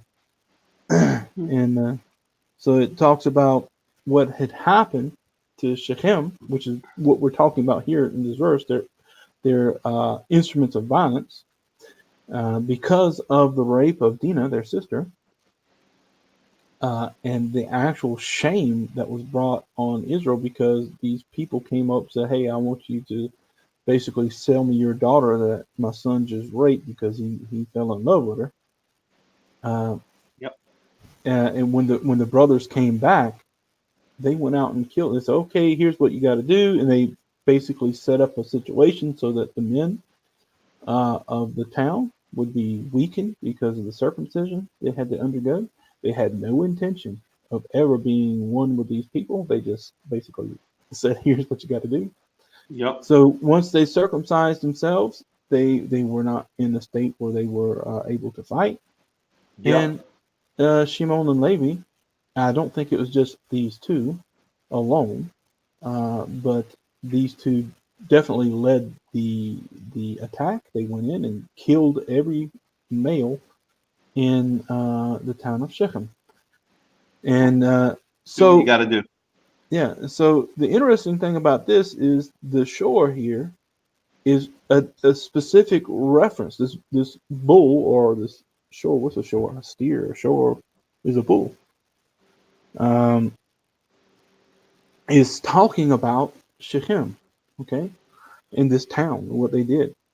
And it says that the Ikuru shore, which basically means they made this bull lame. But what they actually did was made it so that none of the male descendants would ever have children again. So that's always... Well, there were no male descendants left by the time they killed them. So. They killed them. They made them completely unfruitful. Right. But anyway, that's just interesting. Mm-hmm. So now this is one of the curses. The two people that get cursed, not necessarily them themselves, but definitely their anger, their outrage. So it says, verse 7, Arur apam ki az, wa ibratham ki qashatha, ahalqim biyaqov, wa afitzim biyisrael. Cursed be their rage or their anger because it was so strong, and their fury, their ivratham, their fury because it was also strong. Basically same thing. I will divide them in Yaakov, and I will disperse them or scatter them in Israel. Which only occurred in the case of Levi, not in the case of Shimon. Yep, Shimon actually had a possession, or he had a territory that was given to him. Verse 8. This is a really cool blessing. This is a blessing of Yehuda. It says, Yehuda, Ata yovucha achicha, yadaka be'oref oidecha, yishtahawu lecha b'nei avicha. Judah, you are the one that your brothers will praise, is basically what he's saying. Your hand will be on the neck of your enemies, and the sons of your father will submit themselves to you. Yishtaharu. Yeah, will prostrate themselves before you. Yep, same thing. And Gur Aryeh Yehuda. If I could just say something there. Yeah. Verse 8 is possibly, foreshadowing the Davidic dynasty, is what this might be very well referring to. There's in this, I'm gonna talk about it. There's two references here. One is about the submission of the other tribes to Yehuda, clearly a reference, and then it also talks about there being a point in time when something happens that the tribe would actually leave from the rule of Judah. And I believe this is talking about the coming Davidic dynasty and also the actual split of the two into the two kingdoms of Israel and Judah. Interesting. Okay, we shall see. But also, it's important to point out that after you get Reuven, Shimon, and Levi out of the picture, of the sons of Leah, then the one that's left after that is Yehuda. Yep. So Yehuda of the sons of Leah is basically the one who is most favored to. And these were exactly in the birth order. So you have Reuben, right, Shimon, Levi, and Yehuda only from Leah. She was the first. These were the first four that were born, and that was to Leah. That was before she ever gave her maid to Yaakov to have the children. And then this was a long time before Rachel had Joseph, and Joseph would be the firstborn of Rachel, and he actually comes up later. I don't think he's right after. No, it's not right after. Okay, so it's interesting that the firstborn of Leah after Reuven, Shimon, and Levi are knocked off their perch is Yehuda, and he became the dominant force in the south. The progenitor of David, and of Rachel, it's Joseph, and he became under Ephraim the dominant force in the north. Right, so you had Ephraim in the north, you had Yehuda in the south. And so basically the two firstborn of Leah, of Rachel and Leah, were the ones who became the dominant tribes in the nation of Israel later on. Yeah, that's true. And when anyone who reads the histories in the books of Joshua and Judges, and also throughout Samuel and the Kings, you're gonna notice from very early on, they were already divided into this north-south kind of division. And it just got perpetuated later on, and what led to basically there being a civil war between the house of David and the house of Saul. Of course, David won out, and they finally accepted him as the king over all of Israel. Mm-hmm. Where are we? Verse 9. Gur Aryeh Yehuda Miteref Beni Alitha Kara Ravatz Ka'aryeh Uchilavi Min Yekminu. Gur is basically the offspring of a lion. The Gur is what do they call it? A cub or something? Here, a lion's whelp. Yeah. And Aryeh is a lion. That's just the normal average word they use for lion. So Yehuda is a lion's cub. Miteref Beni Aritha, from the basically the prey, my son. He's saying from the prey, my son, you have risen up.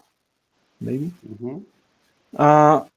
Kara means to bow down, and Ravatz means to crouch or to lie down.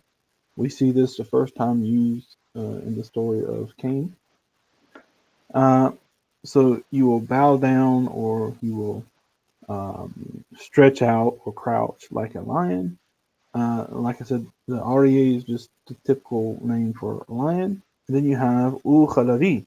The Lavi is the full-grown older lion. Robert Alter translates Lavi as it as king, as the where did he go? King of beasts. Yeah, this is the full-grown, and it's also used of both sexes. It doesn't. It's not specific that it's full-grown male, but it's also the full-grown female lion. So it's used for both sexes. It's also our cat's name. Lovey. Name Lovey. Mm-hmm. When I was growing up, my my grandfather, my mother's father, had two cats, and their names were Rambam and Rashi. So I actually, as I was growing up, I never even knew, because I wasn't very into Judaism growing up at all. I mean, I went to Hebrew school, but we didn't learn about, like, maybe we mentioned them. But I always thought Rambam and Rashi were cats. And when I finally found out they're rabbinical commentators, like, really? I always thought they were cats, cat names. So we have two questions I missed. I'm going to put them on the screen. So this is Hakur has the first one. It says, isn't Yaakov just referring to Joseph's birthright as all firstborn should be double the inheritance? Yeah, the problem is, if we went by the Torah, the actual real firstborn is Reuben. Okay, so he should actually receive the double inheritance. And but we know for a fact this is what the Torah is talking about, because it says if a man has two wives, one is hated, and this is exact words that were used for Leah, and one is loved, and that's what was used for Rachel. And if it happens that the son of, or the hated wife has the firstborn son, then he won't be overlooked. Okay, he will actually receive a double portion because he is actually the first of his strength, which is the actual words that the Reshit Ono is actually what they use in Torah in that place. Here, Yaakov explained that Reuben was the Reshit Oni, the same phrase, and that's the point. So then we have another one. Who is dividing and scattering Shimon and Levi? Well, Yaakov did. He said, I will divide you and I will scatter you. So when Moses actually divided the inheritance, that was kept in mind. Like we said, the only thing that didn't happen was Shimon was scattered or apportioned. Levi was apportioned everywhere. And that's when he received also the priesthood was in the tribe of Levi. All right, we have one more question. I guess this is a question. This is from Yosef Ephraim. Yeah, thanks. Hashem divided the kingdom in two, the house of Israel, the 10 tribes, and the house of Yehuda, the 2 tribes. Adonai Eloheinu Avinu Malkeinu promised to join the 2 houses of 1. Yeah. And that's actually in what we were talking about in the Valley of the Dry Bones when we were talking about the resurrection. Can we guess that guy's an Ephraimite? He's an Ephrathi. No, you know about the Ephraimite movement in the United States? No, what is that? I have no idea what you're talking about now. Yes, there's a group in a movement in the United States where they believe that they are actually descendants of Ephraim, and they're called the Ephraimites. Yeah, and as far as I know, there may be some subsects that have Christian, like, still believe in Jesus as Messiah and or Son of God. I don't think there are with the Ephraimites, but basically they believe that either they are actual physical descendants of Ephraim, in other words, like their DNA would show that they're physical descendants of Ephraim, or that they are kind of spiritual descendants of Ephraim, and so they're very big into this idea that at the end of days that Judah is going to be reunited with Ephraim, and that's why he quoted all of those verses. I would love for, look, no matter what anyone says about the Samaritans, they're genetically related to pretty much any other Jewish group around the world. So the idea that the rabbis say that they're Kutim is hogwash. Now there were some people that were brought from elsewhere to northern Israel. I don't think those are who the Samaritans are. I think they're a different group. But anyway, the point is, they have the tombs there in northern Israel. Now, I don't know if the Israeli Antiquities or whoever's over all that stuff, when they do the excavation, because it's the rabbinic Jews, the Orthodox community in Israel, who prevents genetic testing. Now, I love genetics. I've been fascinated with it for a while, and I would love for somebody to go into those tombs in northern Israel and start taking DNA samples. There's nothing really that says we couldn't do it. It's not a violation of Torah that I know of. I'll do it.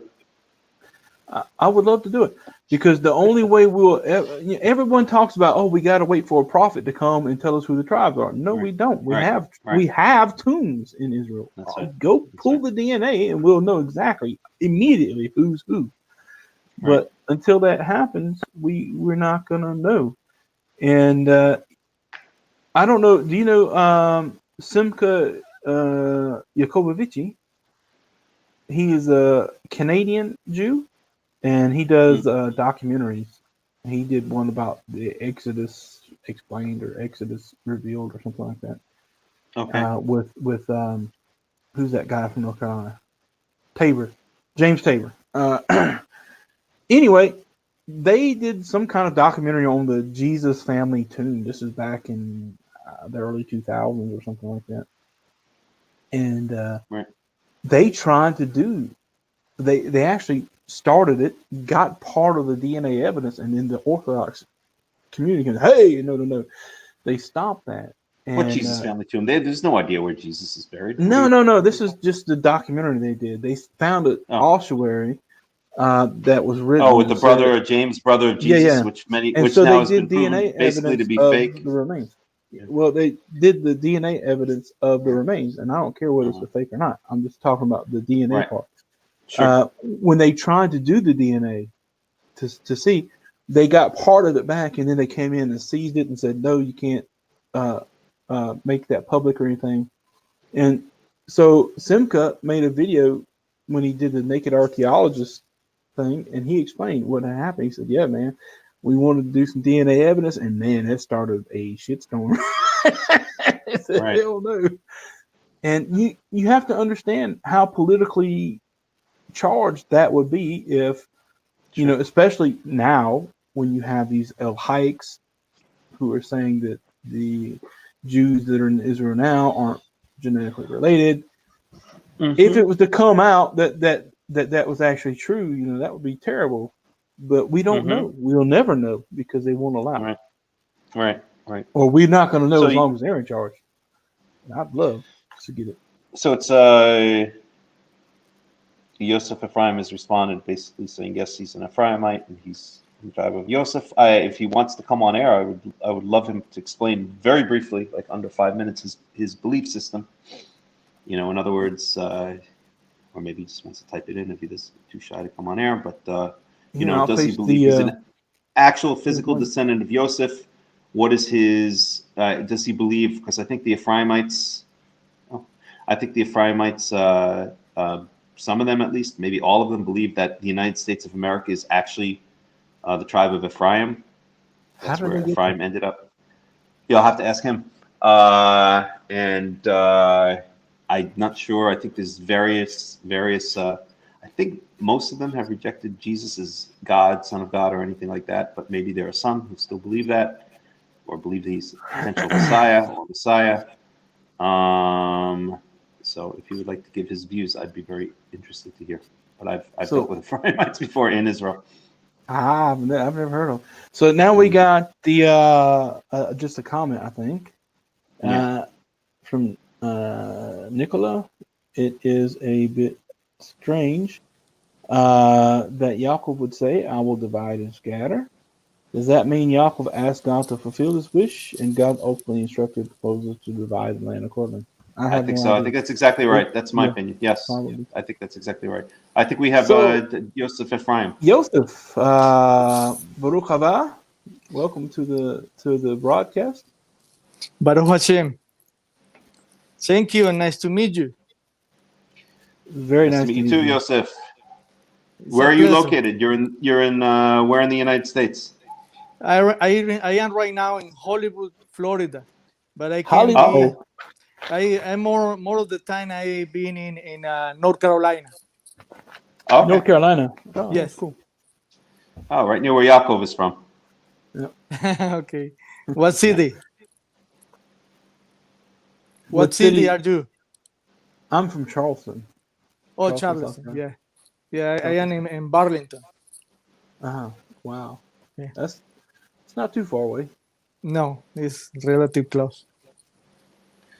So, Yosef, could you explain very briefly your belief system regarding the Ephraim, regarding the Ephraimites? Yes. Yes. You. Thank you for giving me the opportunity to share my belief that more of the people, I think, the believe right now, we love, we love Hashem. We love Jewish people. We love the land of Israel. We believe in his word, his scripture, and we defend, we defend them. And we understand more now that the first time Hashem named us like a Hebrews. In the Torah, the 5 first books, the writing of Hashem, he named us as Hebrews. Then he divided the kingdom in two after King Solomon, Chormo. He divided the kingdom in two because the sin of Chormo. So we was 10 tribes. That was the kingdom of Israel with capital Samaria, and the kingdom of Judah with capital Jerusalem. That is the eternal capital of Jerusalem, of Israel, Jerusalem. So the 10th tribe was to Assyria, and they never come back. Hashem promised to scatter all people among the world. And the 2 tribes was scattered to Babylon, but they come back after 70 years. They come back and rebuilding the second temple. The second temple was destroyed at the age 17, the Greek Roman calendar, So it was destroyed, and this is a fact. So, but Hashem promised to unify us in one kingdom in earth, in the land of Israel. He promised to unify us in Jeremiah 30 and 31st. That's his part, where he referred to join that 2 house in one. He named the Renew Covenant, the Brit Hadachah, but it's with these 2 houses. The Gentile, the Gojin, can be part of that house by his word in Yeshayahu, Isaac 56. He said that the people that is the people of Israel, they join him to keep the Shabbat holy, don't break it, and to serve to he promised to join that people to the house. What is his word? Is his promise. We don't write the scriptures. We read and follow what he say. So that's it that we are expecting now. we know now. Some people take the DNA test. My DNA test said that I am Jewish. Where at the beginning, I think I am Jewish. I am Jewish from Sepharad, because we come in with Columbus. Columbus was a Jewish in secret. And Columbus, the people come to America with Columbus, was the Jews that Spain said in 1492, you need to go. If you don't convert to be the regular religion in Spain, so you continue to follow the Judaism, you need to wait. You need to go. So that people come to with Columbus, and we are descendants of that people. We are people from Israel. Many people don't know what tribe belong, but I know I am from the tribe of Joseph. And Hashem showed me many times. He verified that for me. And we want to make Aliyah. We want to return because we want to Hashem restore the kingdom, and the Mashiach come to be a king in the earth, in representation of Elohim. I mean, he coming to be Mashiach, coming to rule the Jewish Mashiach from the tribe of Judah. One thing, I don't mean to interrupt you. I just want to give an opinion. I just want to give an opinion and an observation. There is no doubt that we have promises in the Tanakh of the return of a Davidic dynasty as king. We know that, okay? But we have an example of a return from exile. We see that when at the end of the Persian period, Cyrus said, okay, you guys go back to the land and begin to rebuild the temple. So that's our example of a return from exile. And one thing you never see anywhere in the writings of the Israelites that came back with Ezra and Nehemiah is we have to wait on the King Messiah to come back to build the temple, because Jeconiah was the last king of the Davidic dynasty. After him, there was no more. And although there are descendants of the Davidic line, they were never reinstated as kings. So they didn't wait for a king. Zerubbabel was actually, I think, a descendant from Jeconiah. And he was basically the governor. And while he, it says, laid the cornerstone for the foundation of the second temple, they didn't have to have a return of a Davidic king for that process to happen.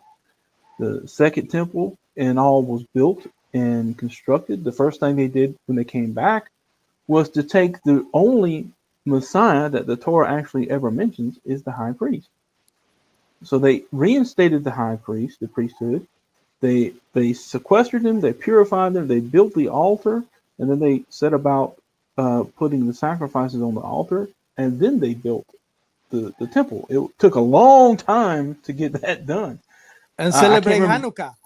Celebrate Hanukkah. Well, that was later. That was later. That was much later. That was a different time. I'm talking about when they first came back. It took about, if I'm not correct, I apologize, but I'm thinking it was like 10 or 15 years that it took from the time they laid the foundation and repaired the walls until the time the temple was actually finished and put into service. And that was the temple that the Greeks came in later and desecrated, that the Hasmonean dynasty came up and actually gave them independence. But the point is we have that example. And I want to know why we don't do it. Why don't we follow that example that we can read about in our book? The same thing that they did when they came back from exile from Persia, right? Because to keep the Torah and to keep that, there is no need specifically immediately for a return of the king. We can hope for it, we can plan for it, but our number one priority should be to keep the Torah, and that requires the Mishkan and the altar and the sacrificial system. Now, of course, there's some doubt whether the sacrificial system will actually return or not. Maybe not. We don't know. But the point is everyone today is sitting on their hands because they're waiting for the revelation of the monarchy of David and this big miracle man that they call the Davidic Messiah is going to come and, crap out the temple completely constructed. Well, that's what's preventing it from actually taking place. Yes, you're right. When the Mishkan, Hashem ordered and showed how to build the Mishkan in the wilderness. That was the first temple, the Mishkan in the desert, and the Shekinah came down. That's interesting. Yeah, that's interesting because in Ezekiel, in the same chapter 37, we read about the resurrection of the nation of Israel. Mm-hmm. This is the Valley of Dry Bones, the vision of the bones coming together. This is where you also read about the staff of Joseph and the staff of Yehuda coming together as one. Yeah. And it says that the nations will know that Israel is mine, my possession, because I will set my mikdash amongst them. That's the first thing he says. And then I will also set my mishkan. They will all know because my mishkan will be there. Amen. The first mikdash that we have, and we actually have all the directions for it, is the mishkan. And if we just begin with that, I believe that would be a great step. But anyways, the point is I understood. Yeah. Excuse me. The point is I understood is that you say that we don't need a king to have the temple rebuilding and place in function. Yes, that's right. But if we going back, we understand too that the king was Hashem himself. Do you remember when the people of Israel asked about the king by the prophet Samuel and Shaul, in that time, and he said, "Don't worry." Hashem said, "Don't worry about that because they rejected me because they don't want I be the king," But Hashem was the king in that moment when they building the Mishkan, and the second temple with Ezra, the prophet Ezra, they rebuilding the temple by order the Cyrus, but Hashem tell us Cyrus, the king Cyrus, to rebuilding the temple, and they rebuild the temple and they celebrate the dedication. That is Hanukkah. Hanukkah means dedication. That when they finish the temple, they light the menorah and they celebrate the Hanukkah, the dedication. And but what happened with the third temple? And this is something that some rabbis is teaching right now. I know, and I had videos of rabbis teaching, different rabbis from Jerusalem, teaching about we are the third temple. We really don't need the third temple, but God, Hashem promised the third temple to be ready for the king, for the David king, but he said, "I'm going to debut in between you." It means I'm going to Hashem want to live inside us by the Ruach HaKodesh. That is always he want to be in us. The temple is an image that showed to Moshe Rabbeinu, but we are the third temple. We are the people that he want to live in between, Yeah, the Mishkan, when God spoke with Moses in the wilderness, he says, "I want you to take," and we read this in Parashath WayYigash. It says, "This is what you need to collect from the people. because I'm going to show you a pattern, a technique, by which you will build a Mishkan. This is called the Mishkan. The word Mishkan means a dwelling. And the reason why is because he says, I will cause my name to dwell amongst you.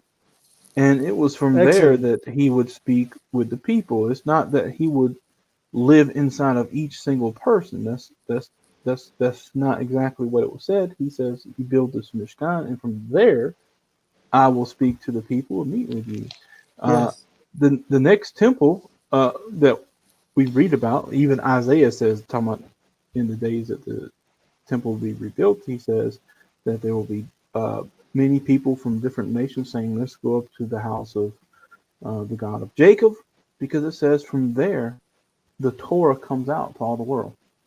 So that is Jerusalem itself that's going to be called later Adonai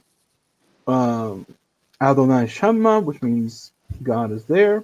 And it, instead of the Mishkan itself, all of Jerusalem will be considered the throne of God. But that's pretty cool. We have actually a question here. Okay. From Nicola.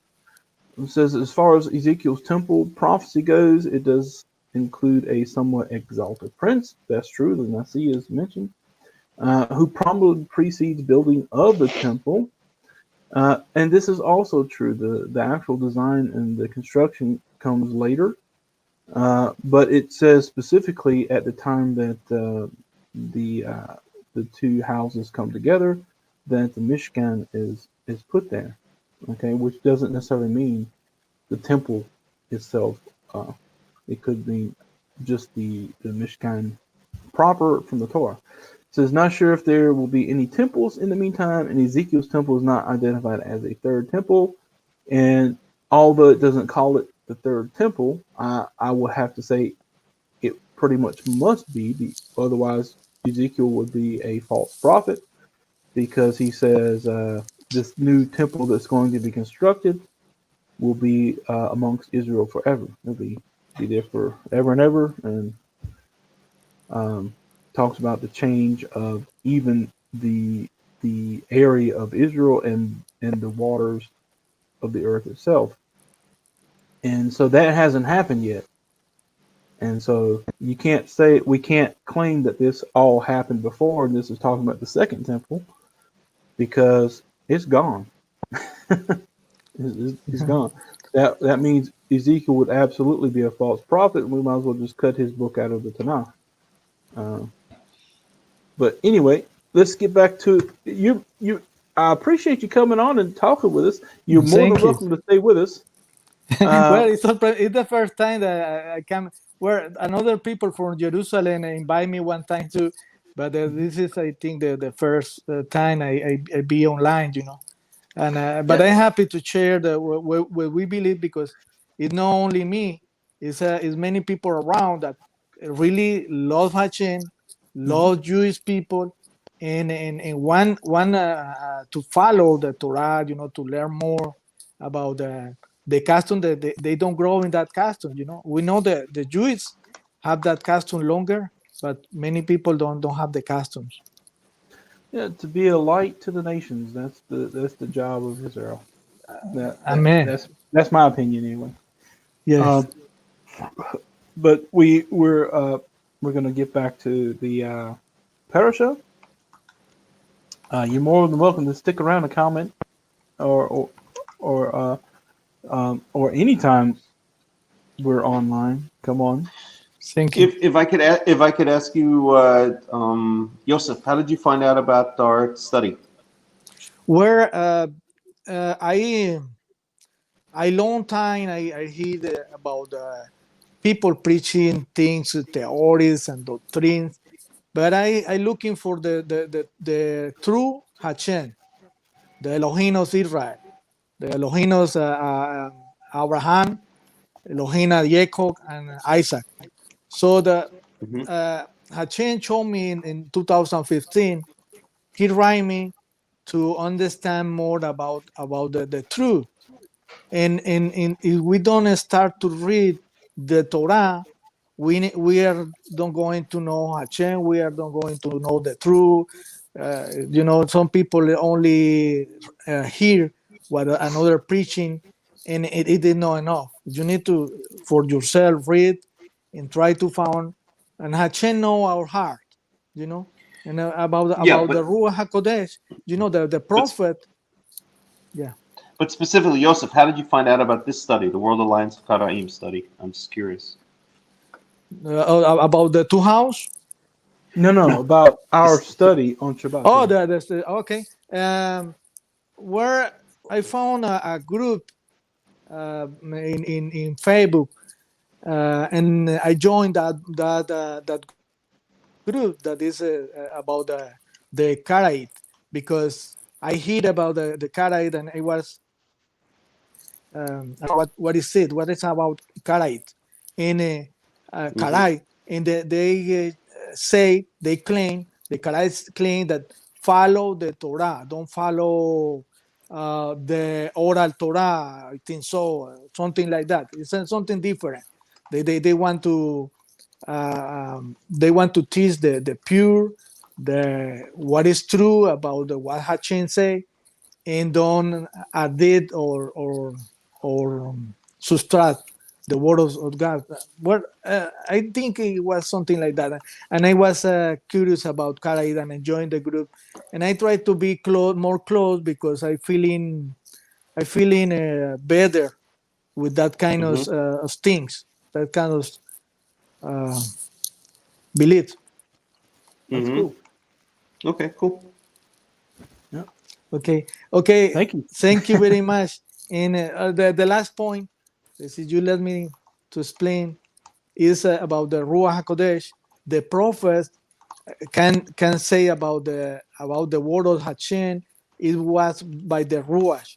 Even King David was considered like a prophet, but no for the old people. But I believe in the last time it can to be on the old people of Israel. That because Hashem promised to put His words and His ruach inside the people, to they understand and to follow the rules that He create. Okay, that's really interesting. Thank you very much. And you're very welcome. Thank you, have a good day. Welcome anytime. Have a good day. Yeah, welcome anytime. Okay, bye. Bye. All right, Yaakov, should we get back to Torah? Yeah, I forgot where it was. Verse 9. No, we already read it. Verse 10. לא יסור שבט מיהודה מחוקק מבין רגליו עד כי יבוא שילה, whatever that means, ולא יקהת עמים. So the staff shall not depart from Yehuda. And the staff is a sign of sovereignty, or the sign of legal or kingship, I guess you could say. ומחוקק מבין רגליו, and a lawmaker shall not depart, open parentheses, close parentheses, from between his legs, meaning among his descendants, ad ki yavo Shiloh, until Shiloh comes, whatever Shiloh means. A lot of people translate it as peace, or the end of days, or messianic times, or whatever you want to call it. Velo yikhat amim. And to him shall be you should translate this as the subservience, or the obedience, something like that, of the nations. In other words, he is going to be a ruler and a lawmaker, as indeed his descendant David was. Yeah. I'm just curious again what Robert Alter has to say here. But yeah, go so ahead. So you got what I find really interesting about this, and we see that he says Yehuda will basically become the leader of the people of Israel, and it says here that this is Lo Yasur Shevet Mi Yehuda. No tribe will leave from Yehuda. Umehokech mibein raglav. And of course, in the Samaritan Pentateuch, It actually says Daglo, which means the Degel, which is a banner. But this word mehukek, that means actually a lawgiver. But just like the word shevet, shevet means a staff, or it can also mean a tribe. Mehukek we see in Devarim and a couple other places, I think, in the Torah, where it's talking about a staff. They dug wells with the mehukek. Yeah. Yep. So we have similarities in the word, but what it's talking about is a tribe, or in both ways, from leaving from Judah, or a tribe from amongst his feet, if you want to say it, until this person Shiloh comes, whether it's a person, place, thing, we don't really know at this point, and to him or to it, because of course there's only two genders in Hebrew. Mention thing. It says Yikahat Amin. Yikah. We actually have a similar word in Arabic, wakiha, which means to be obedient. And so this is where they're assuming that's what it means, to be obedient, or the obedience of peoples will be to him.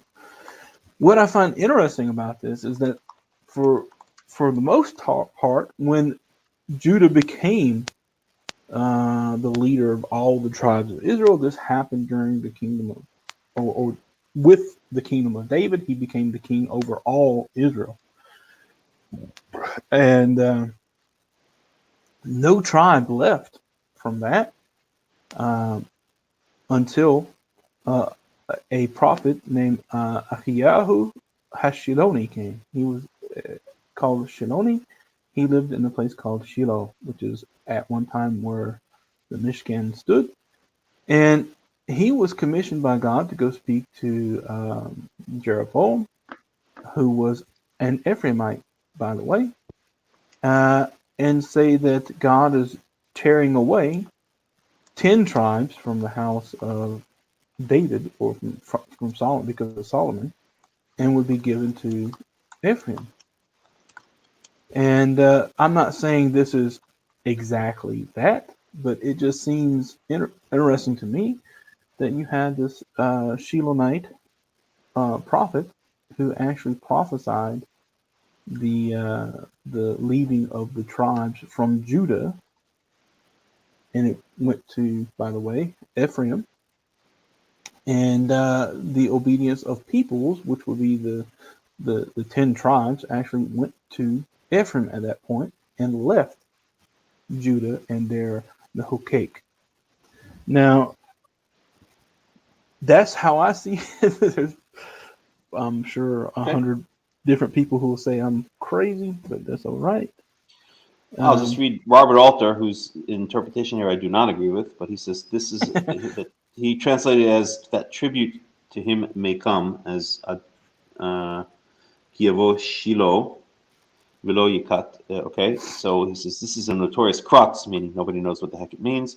The Masoretic text seems to read until he comes to Shiloh, a dark phrase that has inspired much messianic interpretation. The present translation, meaning that tribute to him come, follows an exegetical tradition that goes back from the Middle Ages, which breaks up the word Shiloh and vocalizes it as Shiloh until a tribute to him shall come. I think that's baloney, but whatever. Nobody knows what this means. Yeah, we do know that, of course, that the usual explanation is that the ark was in Shiloh after it came into for a little while. Yeah, for a while after it came into the land of Israel, and so this is a reference to that. The other explanation I've generally heard is that the word Shiloh is related to the word Shalev or Shin Lamed Vav, which means peace or tranquility. And so it means the end of days, or until the days of peace shall come. Those are the two general explanations I've heard, but nobody knows what the heck this means. And, interpretations are like, I won't say it, but, some place in the back of your body. And if you read 25 different commentators, you'll get 25 different explanations as to what this means. Yep. Well, that's true, and we don't actually know that any of this points to, like I said, the Davidic dynasty. That's just a guess too, because we do know that it was Judah who eventually became the head of the nation of Israel, and that was with the Davidic dynasty. And for me, like I said, the only time you really see the tribes leaving that is at the split of the two kingdoms, and they'll eventually come back together. When that happens, I don't know. Yeah, but it's just these are just interesting things. Oh, but I want to mention this word. The root is Yod Kaf Hey Yakah, and like I said, we have cognates. Now, of course, the word tikwa, which means hope, it comes from the root kawa, which means to collect. But we also have a similar root in Arabic when we have the verb waqiha, which would mean to be obedient, but also to protect. And we actually have this word taqiya in Arabic, which means to guard yourself from committing sins. And so it could be that it's obedient, but also that it will be his responsibility to protect the people, or even give them hope. There's many different ways you can look at that. Mm-hmm. So verse 11. Uh-oh. Damien's starting to whine. What's that? Verse 11. My cat's starting to meow. Oh, okay. So we have Osri Lagefen, Iro, Wala Sareka, Bani Okono, Kib Base Bayayan, Libasho, Ubedam Anavim, Sutho. Binding, Asur, this is where Asar means to bind something. You have the Asir, which is someone who is bound, Prisoner. being bound, which is where we get prisoner from. I think he's outside. Who is? Oh, you're telling your wife? My cat. Ain't gonna give me I think he got locked on the balcony. Is that Damien? Oh, he's in the kitchen. Come here, boy. Anyway, so it says binding or tying or fastening or whatever to a geffen, which is a vine. Yiro is the male offspring of a donkey. I'm not sure if that could be used for a horse too, but here is definitely talking about a young donkey or newborn donkey or whatever. And to a this is another word, is a synonym for vine. Right. Beni Athonon, which means the son of his Athon, which is the female donkey or mule or ass. Kib base bayayin little show, washing his clothes in wine. Which I always felt is weird. Why would you wash your clothes in wine? Unless they're red clothes. Yep. And in the blood of grapes, his sutho. Now, this word suth, I believe, is a misspelling. It should be kasutho, which would be his covering, because this word suth only appears here. It's nowhere else in the Tanakh, and no one really knows what it means by itself. There's actually no word "suth." Right. So I think it's missing a kaf, which that's good. I like that. Yeah, that makes a lot of sense, actually. Yeah, it's because what's he washing in wine is his clothes, his levusha, what he puts upon him, and the blood of grapes is just a euphemism for wine, and so his kusuto is what he's actually washing, his garment. Okay. Verse 12 is really strange. And this word is a guess, and I'm gonna guess that it's from kahal, which is later where we get the idea of this stuff that women paint upon their eyes, the kahal. But it says haklile anayim miyayin, which basically when you have miyayin, it means it's a comparative, better than, and so he saying that the sparkling of the eyes, which would be more than wine, basically. Or something. Whatever it is, it's more than wine. So, we don't know what it is. Right. Redder than wine, more sparkling than wine. Here, they translate as dull from wine. Should be more red than wine. We don't really know. I'm just saying, I'm guessing it's the kahal, which is, anyway. Okay. Only because they have the similar letters. not if we use parallelism here, leben shinai chalav, so that's clear. His teeth shall be whiter than milk. Milk, yeah. So we can assume that achlili means red or wine color. Yeah. The eyes have to be this color. Right. Yeah. So Levant, you're right. Dark Levant purple or red or right. Yeah. Yeah.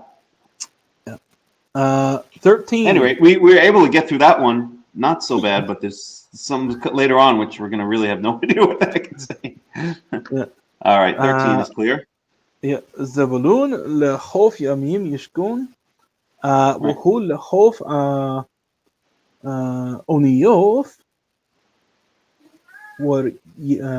ويركثو على Sidon.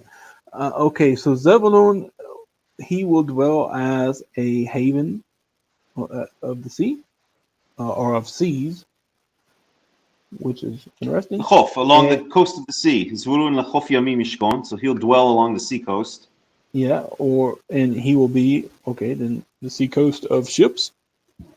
Yeah, I guess in that, by extended sense, he'll be like a port for ships, right? Yeah, I would translate it as maybe. Yeah. And his, if you want to say, this is from Yerik, which actually means it's thigh, but here it could mean his border will extend all the way up to Sidon. Yeah, in modern Hebrew, Yatkate means like the outskirts or the extremities. Extremities, yeah. So it's clear from the context that his border will extend to his outskirts will extend to Sidon. When you look at the map of the territory that Zvulun got, it's around where Haifa is today, right? It's basically northern coast of Israel. And it extends, I don't remember, I'd have to look at the map, but it extends, I think it's beyond what modern-day Lebanon is, and Sidon is right over the border in modern-day Lebanon. In fact, from the northern border of Israel to Sidon is maybe 20 miles, maybe even less. It might be even 10 miles. I think on a clear day, you might even be able to see Sidon from the northern border of Israel, right along the coast. Maybe not, though. That's pretty cool. I'm trying to see if I can find the map.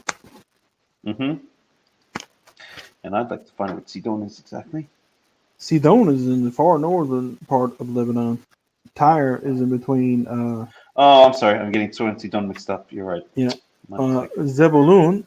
That's what I'm looking for.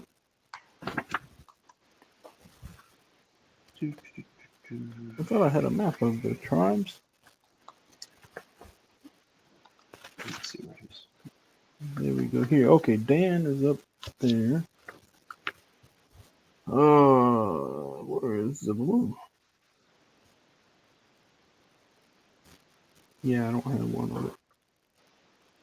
No, Sidon is also in the south, but it's farther north than Tyre. It's It's about just before. It's in between Beirut and Tyre. right. So it was Tyre that you could see from the northern border, I guess. Hold on 1 second here. How do I do this? And do this on this app. Yeah, because the border of Zebulun was at Tyre. Okay. I think. Well, it couldn't have been past Tyre unless.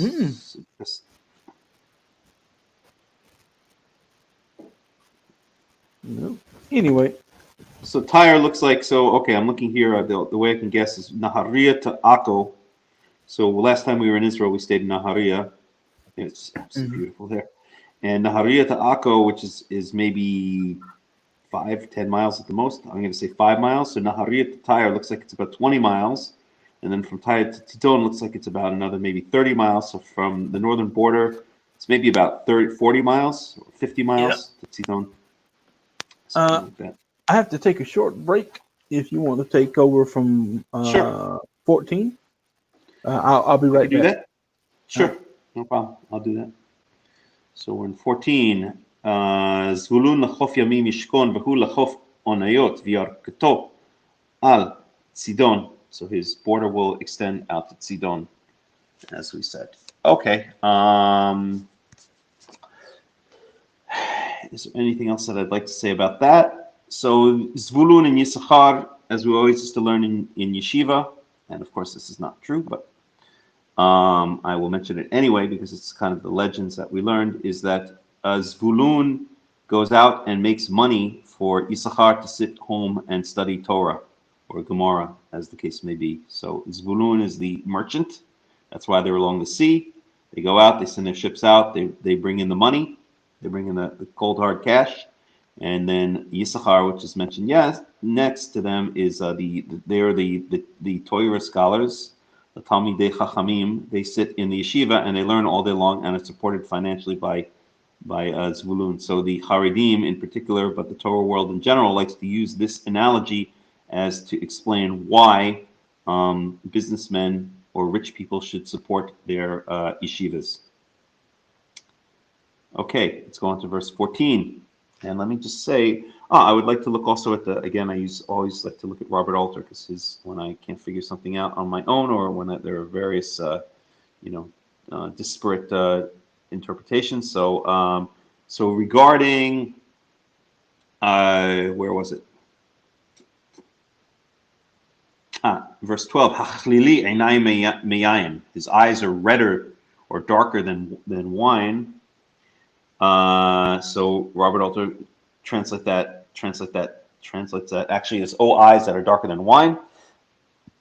The Hebrew, like this English version, gives no pronoun references for these striking images, though they presumably refer to Judah, whose descendants will flourish in beauty in the midst of their viticultural abundance. I think viticultural means wine. The word for darker, hachlili, is still another rare poetic term, cognate with the Akkadian elelu, to be dark. Well, there you have it, boys and girls. Okay, verse 14.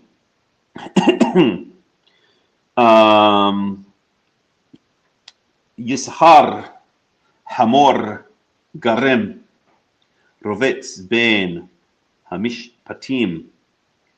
So Yisachar is usually translated as a strong donkey, and he lies down between and this is also translated as no one really knows what this means.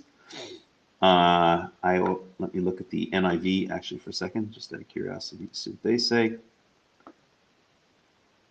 Oops, where'd we go? 1 second. Verse 14.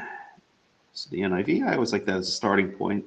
Issachar is a raw-boned donkey lying down among the sheep pens. It's translated here. Mishpatim is not to be confused with the word mishpat team with a with a tet, which means justice or judgments. This is mishpatim with a taf. And here Robert Alter translates that as hearths, Herths. The term occurs only here and in Judges 5:16 because of the pastoral setting of the latter text is frequently translated or construed as sheepfolds, but the verbal stem from which it appears to derive means to set a pot on fire. Okay, so he translated as hearths. Hearth is like a fireplace, basically. So we'll lie down between the fireplaces or between the fires. Okay. So Issachar is going to be a donkey, a strong donkey. Verse 15. And by the way, if you have a comment or something, I will check from time to time over here in the Facebook, but I can't see it always immediately. And we come back here. So we shall go now to verse 15. Yar uyar wa yar minucha kitov bet haaretz ki na'ima v'yet shichmo Lisbon WayYehi lemas oved. So this is again still continuing the blessing of Issachar. Yar minucha kitov. He saw that minucha is usually translated as a resting place. Minucha means to rest.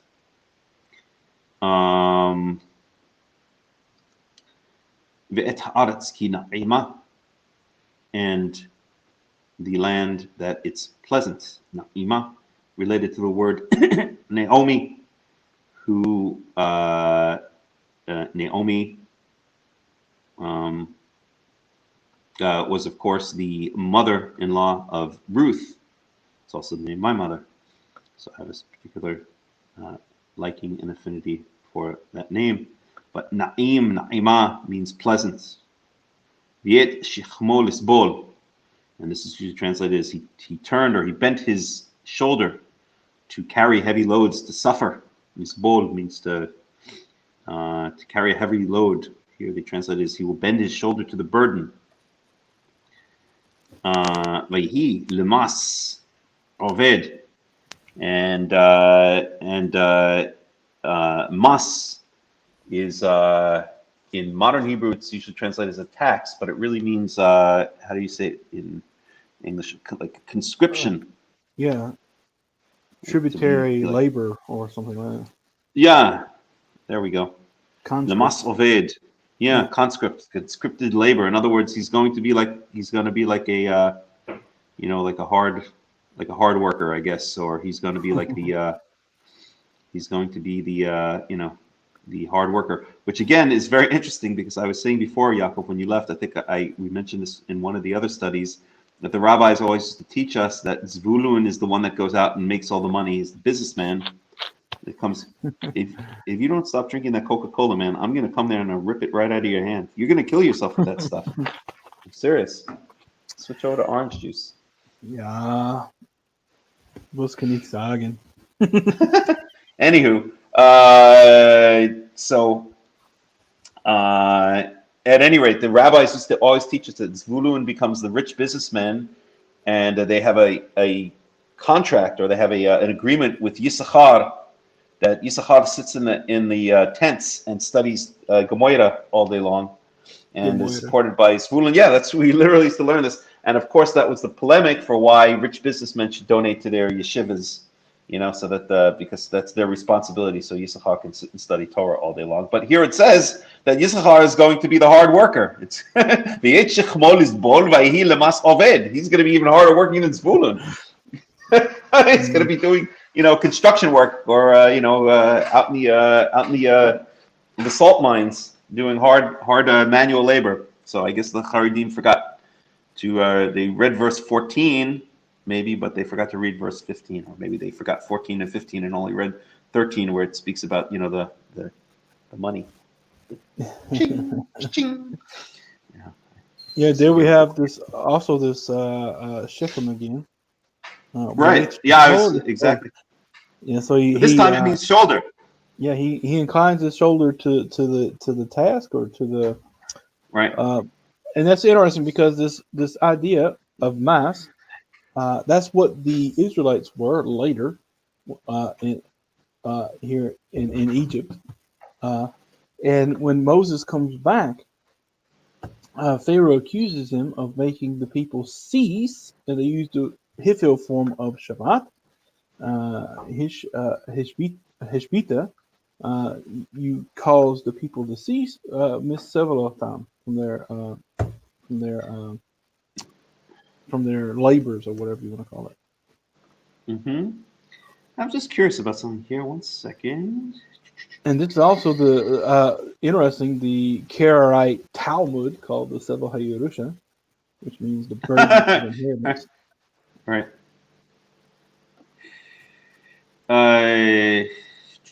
1 second here.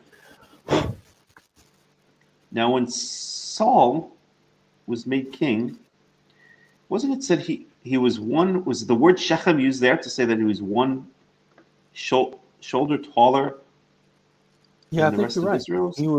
He was a shoulder taller than the rest of them. Isn't that what it says? It uses the word Shechem, right? Let me just see here. I'm not sure, but I think you're right. I'm just going to look it up for 1 second. Samuel rebuked Saul when he became king. It's going to be 1 Samuel 12. But they forgot the now say a good thing. Do not be afraid. Wait a second. Oh, it's before this. Saul.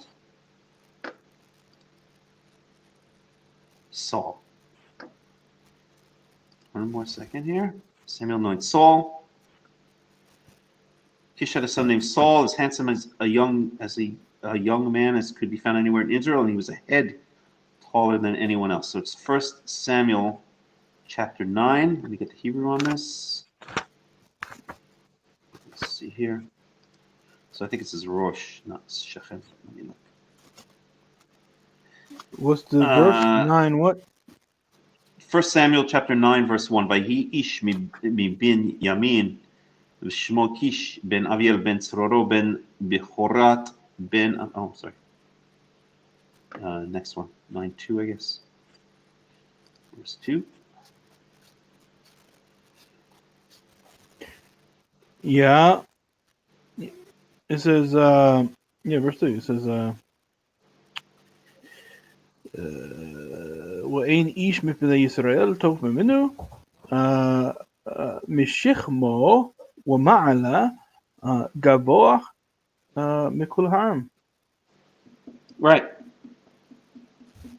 Yeah. And from his shoulders and upward, he was higher than any of the people. So I guess it's saying, in other words, that his shoulders were as tall as the rest of the average person in Israel. But it does use, okay.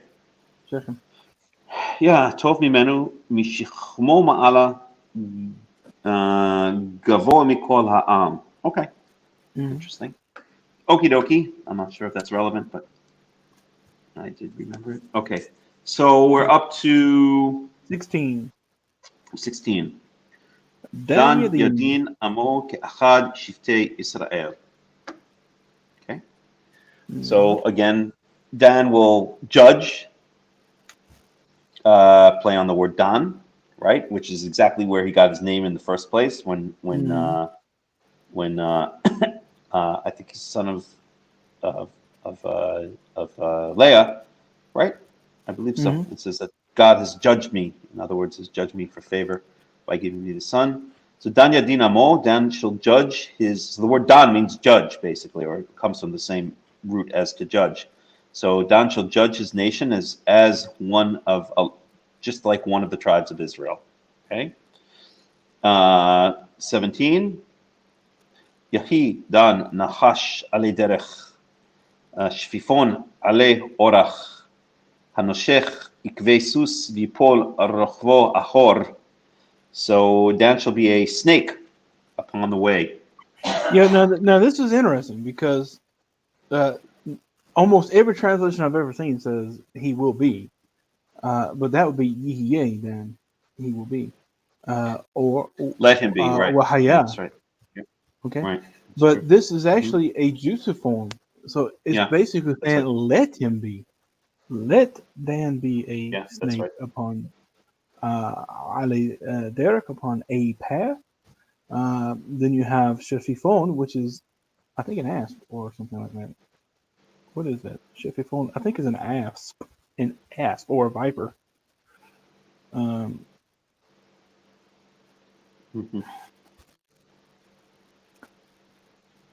Huh. Okay. Yeah, I think it's a viper. Shefifon.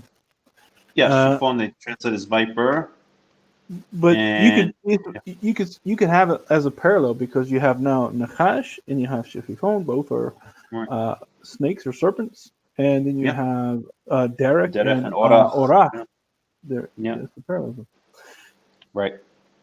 Yeah, I guess it's a different form of snake. So now, now the interesting thing I find here is that in the second part of this verse, it says Hadnoshech Ikbesus. Well, you put Rochevo Ahor, which, if you take it as, like I said, this is interesting that it says Yehi Dan Nachash Ale Derek. Okay, Hanoshech Ikvesus, we put Rochevo Ahor, and so it's saying the one biting. This is a participle. The one who bites or is biting the hoofs or the heels of a horse, and that his rider shall fall backwards. Right. It's just interesting. Yep. Okay. Verse 18. Liyeshuatcha kiviti, Yehovah. I wait for your salvation, Yehovah. I wait for your salvation. In the name, I don't know how you even translate. Literally, your salvation. I have waited. I have hoped. I've waited. I've hoped. Your Yehovah.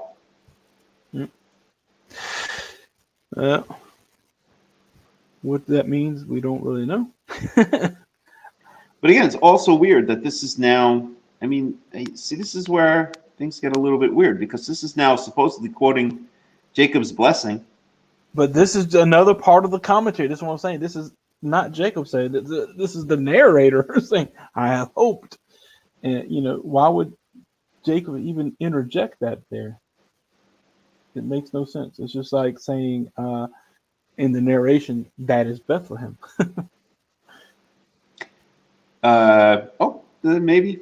I don't know. I don't buy that, actually. I really don't buy that one, because this seems to be direct quote the whole entire thing of Jacob, which then raises the question in my eyes: where do we get Yehovah, since Jacob apparently or ostensibly did not know the name of Yehovah at that point? Well, that's what I'm saying. We quoted Jacob to begin with when he was telling, talking to Joseph, and he says that I buried Rachel when we were a long way off from Ephrath, and that is Bethlehem. So now we have the interjection here of the narrator. Now, if we're saying that that's a quote from Jacob, then Jacob's explaining to Joseph, "Oh, that's actually Bethlehem, but it'll be named that later on." Right. Maybe. I don't know. There's a lot. No, I mean, it definitely mitigates the problem. It definitely solves the problem, but something doesn't sit right with me about that explanation. But okay, we can use it as a tentative explanation for now, at any rate. So, yep. Gad Gadud. You want me to read? Yeah, go ahead. I'm just away from so, Gad Gadud Yugudinu, Wahu Yagud Aqiv. And so, God is a troop, or Gad, as for Gad, Gedud Yagudinu, a troop shall basically attack him. I think if that's how you want to translate this verb here. Wahu Yagud Aqiv, and he will also attack Aqiv. Now that actually literally means a heel. Ankle. Yeah, heel. Yeah. But Gad Gedud Igudenu. Gad Gedud Igudenu. Yehu yep. Yagud. Okay. I gotta think about that one, but all right. Yeah, and the way the Masterites have it broken up, okay, you have Gad with the Tipica, which that is the end of one single clause. That's a clause by itself. So you're saying Right. Gad, as for Gad, okay? Then we have Gedud Igudenu, which is also a clause, and that's the end of the first part. All right, so that's the first major clause, so that all that goes together. So you're saying God, as for God, a Gedud Igudenu, a troop will attack him. Right. Yeah. And then you what is Yagud? That's doesn't make sense grammatically. Yeah. Yagud. Akev. Yagud would make sense. This is from Gud. Yagud. Yagud is from Gud. This is one of those like kum. Okay, when you say Yakum. Yakum, right? Yeah. Yagud. Okay, yeah, it makes sense. It means to attack. It's the same. Yagud. Okay, right. Which means a troop, which is a singular, but it's a plural, singular, attacks him. But he attacks a heel. And the way I've thought about it before, you have aqib, which actually means a heel or a hoof of a horse, because we saw it in the previous verse, Ikabetus. But you can say aqib, which also means as a result of, as a consequence of, and we see that used in various places, meaning that a troop will attack him, but he will attack as a result, which means he would actually fight back. But that's just a guess. And it's interesting that this is the second snake reference we have pretty much in a row, right? Because we had Dan was a snake. I'm sorry, not snake reference, but heel reference. So Dan was the snake who was going to attack the heel, and now God is going to Yagud Akev. He's going to attack. He's going to attack from behind or going to attack the heel. And as Robert Alter points out, that he reminds us that in the Garden of Eden story, it says when it speaks about the snake. Right, it says that I'm trying to remember the exact words now, but it basically says that the snake will bite at the heels of right. That's part of the curse. That was in Genesis, Yeah, Genesis 3:15, I think, or something like that. That was so we have this imagery. So we have this imagery of regarding Dan of the snake biting the heel, right? Kind of hearkening back to that Genesis narrative. Okay. Like I said, there's a lot in this blessing. It's a cool blessing. It's poetic, but it makes not very much sense. And I don't care who you are. It's you could be the best Hebrew scholar there is on the planet, and still is not going to make any sense. It's speculation, right? Yeah. Okay. Verse 20. Yep. Me'asher. شمال لحمه وهو يتين معدني ملech. Now that's also another funny one. It says, and of Ashur, his food or his bread is fat, or shemena lachmo, the fat of his food or whatever. And he will give ma'adane Melech. Now, Ma'adan is something that causes Aden, which means delight. So they always translate this as the delightful things of a king. What that means, also no problem, no idea. Because what does Ashur have to do with the king? Yeah, I don't know. Here they translate it as delicacies. Mhm. And in modern Hebrew, a delicatessen is a ma'adaniya. Yeah, that's right. And a delicate is adin. Adin. Yeah, so I don't know if they get, I assume that, let's see here. Ma'adan. The root is ultimately from Adan, which is where you get Aiden, delight. Again, Aiden is from the same word, from the same root. Right. Dainty, delight, Ma'adan Melech, Lim Ma'adanim, let's see here. Naphtali is really interesting. Okay. Yeah. All right, let's go for it. Naphtali, Ayala Shaluha, Hanothain Imre Shafer.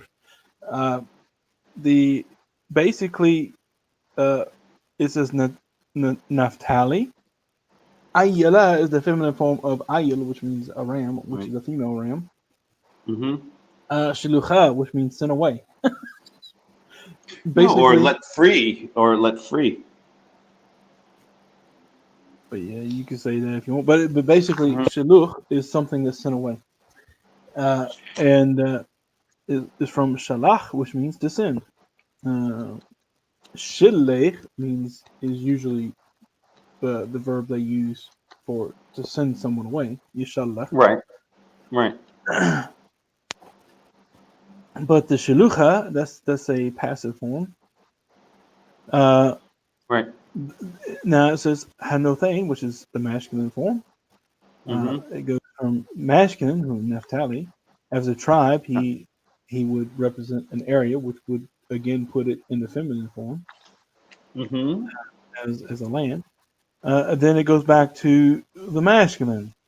So you have hanothain, the one who gives, Imre Shafa, which means pleasant words. The Hebrew, according to Mr. Alter, the Hebrew Imre Shafer is in doubt. The translation follows one. He translates as brings forth lovely fawns. Yeah, the translation follows one prevalent conjecture deriving the first word from the Aramaic imir, which usually means lamb. Antlers. Yeah, that's where you get the antlers from. Anywho, so again, we don't know what shafer is. No, that's just a guess that it means lovely. Right. Yeah. Verse 22. Now this is really interesting. Shafer, as you said, might be related to shofar, right? Could be. That's the shefer is actually the horns of the lamb. Yeah. But it could be both. Because we have so many parallelisms, and like I said, you have the Imer in Aramaic, which means basically antlers. And then you have shofar, the shefer. Here would be the same thing. Anyways, I don't know. Right. I'll be the first to admit I don't know. Sure. All right. Now, Yosef, like I said, here we go again. You have Bain, which is masculine, right? And then we have Porath Yosef, which is feminine. All right, a son, Porath, which means makes fruitful Yosef. The Porath is a called feminine participle. It's from para, to be fruitful. And then we have it again. Bain Porath Ali Ayin, a son makes fruitful on a spring. Ayin is on the spring. Then we have Banoth, which is plural, feminine, and then you have Sa'ada, which means to climb or to scale, and that's a feminine singular. Okay. Right. And it's also this is also a something like that. Yeah, that's also a participle, I think. No. No, I think that's a perfect form. A daughters climbed over a wall. Maybe. Sure. Whatever that means, we don't know. A fruitful son is Joseph, a fruitful son by a spring, daughters strode by a rampart. That's the way. Yeah, and that's what I'm saying. You know, the grammar of it is just all over the place. You got masculine and feminine, singulars and plurals, and like I said, they take a lot of liberty with poetic writing. It's just sometimes it really makes no sense. Daughters strode. This is another crux. I just read Robert Alter. This is another crux, meaning we have no idea what it really means because the verb strode appears to be. That's what it crux means. Yeah, because the verb strode appears to be in the feminine singular, as said. But there are good grounds to assume that the verbal suffix a, which is normative grammar, signals third-person feminine singular perfect tense, was also an archaic third-person plural feminine form.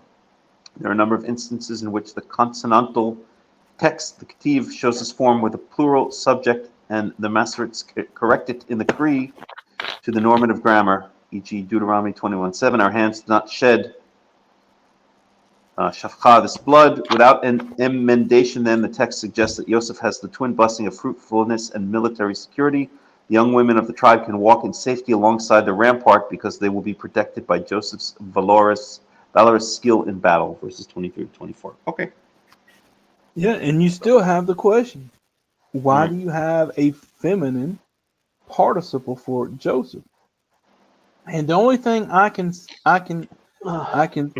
think of is they're making a play on two things. One, Joseph is the son of Yaakov. He's a Ben Yaakov. He's a son, but also Joseph is a territory. And that's the only way I can think that they're what they're aiming at with the language, because he's both. He's a son and he's a territory eventually. And that's the only way I can get that Yosef would be a feminine form. I don't know, but it's used twice. But we know definitely the way it looks is maybe porat is not. Maybe porat is a noun, and just means fruitfulness. Either way, it's feminine. Yes, but fruitfulness would not.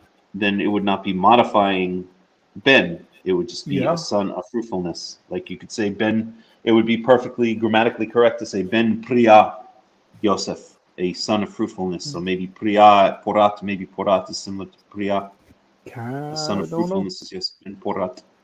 I don't know. Again, speculation. Don't know. And this is so weird. The blessing of it, because what does it have? What well are we speaking of? What spring are we talking about? And who are these daughters that climbed over a wall?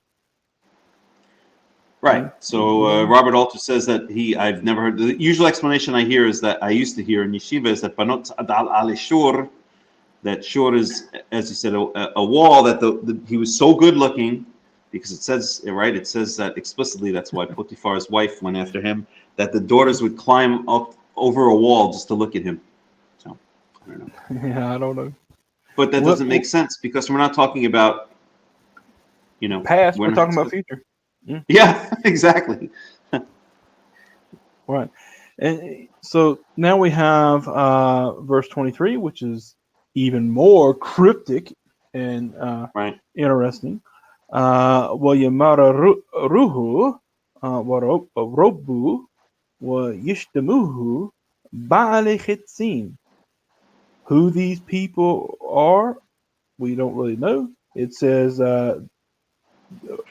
وَيَمَرَ رُوهُ, which has to do with being bitter. They embittered him, and they shot, talking about eventually they're going to be talking about the arrows, loosening the arrows. And they basically became aggressive towards him. They were Sitma Setem is the same. means to be aggressive or hostile. I think that was the name of the well. No, that was that's right. No, that Sitma. was Sitna, maybe. Was it Sitma or was it Sitna? I'm not sure. I think it might have had both Sitma and then Sitna. Maybe I can't remember now. I have to look back. But anyways, right. Yeah. So who are the lords of arrows? Ba'alei Chitzim. Yeah. Right. We don't know. So people, it just could be a reference to his life. V'yimaruhu. So that's in the past, right? Yeah. Not in the future. So it could be just a reference to all that he had to go through in his life, right? Mm-hmm. They made him bitter. And they shot. Robu. Yeah, right. Rove. Right. In modern Hebrew, rove is a gun. Robu v'yisdemehu ba'alei chitzim. So they made him bitter, and they shot at him, and the arrow slingers hated him. It just could be a poetic way of saying that everybody was against him. His brothers were against him. Down in Egypt, the whole thing with Potiphar, and he was thrown in prison. And it's possible because this is past tense because of the vav hipuch. Yep. And now in the next verse we're going to get back into the feminine. Right. So if you want to take that one, I'm interested in it. I'll try. Oh yeah, you go. V'tisheb itan kashto.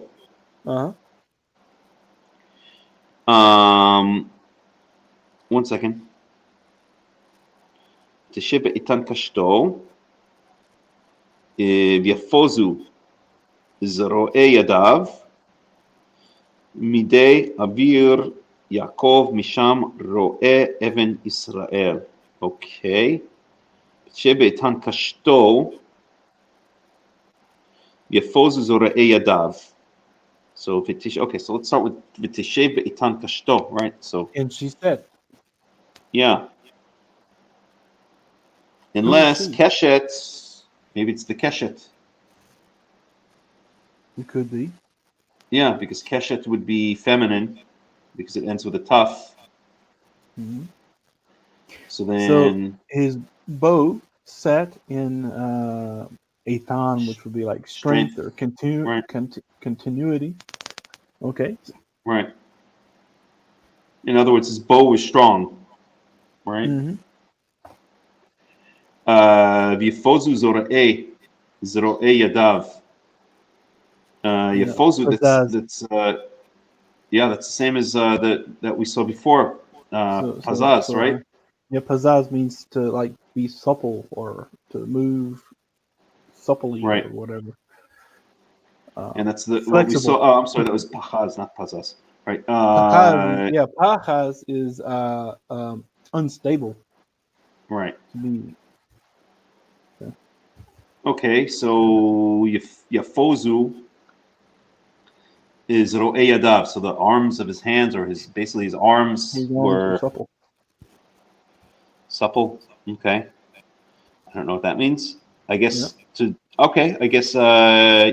ro'ei yadav. So in other words, his arms were supple, and that's how they were able to handle this bow that's mentioned. This kashto. Okay, that makes sense. Right. Midei avir Yaakov. From the hands of the mighty one of God, which is clearly a reference to Avir. Okay. Which is clearly a reference to God, I would say, right? Yep. Midei Avir Yaakov. Yep. So in other words, it was in the hands of God, or through the hands of God, his keshet, his bow was held strong, and his arms were agile. Let's translate it as so. Through the hands of God, of the mighty one of Yaakov, basically. Misham ro'e even Yisrael. Yeah, that's interesting. The rock of Israel. Right. From there, he shepherds, or he leads the rock of Israel, the Eben Israel, or the stone of Israel, or the Even Yisrael leads from there. It could be Even Yisrael, could be the subject. Sham ro'eh Even Yisrael. It could be, but then it would have to be ro'ah, because Eben is feminine. No, that's true. That's right. That's correct. But anyway, yeah. But again, like I said, the is poetic, and the grammar and all that is all over the place, and it's so weird how it is, and what does it actually mean? Ro'eh, the shepherd. When we think about that, God is our shepherd, says, or God is my shepherd. Adonai Ro'eh is what David says, right? Whenever Moses talked about the end of his ministry, or whatever you want to call it, his mission, he asked God, he said, please don't leave the Israelites without a shepherd, someone who could lead them out to war. I'm talking about, usually when you talk about leading out, it's talking about going out to war and bringing them back in, which is bringing them back in from war. And so this is where Joshua, who was actually from the tribe of Ephraim, I think, or Joseph. He was an Ephraimite. But the point is, from there, from where? From Joseph, right? Evidently, that's what we're talking about, is Joseph.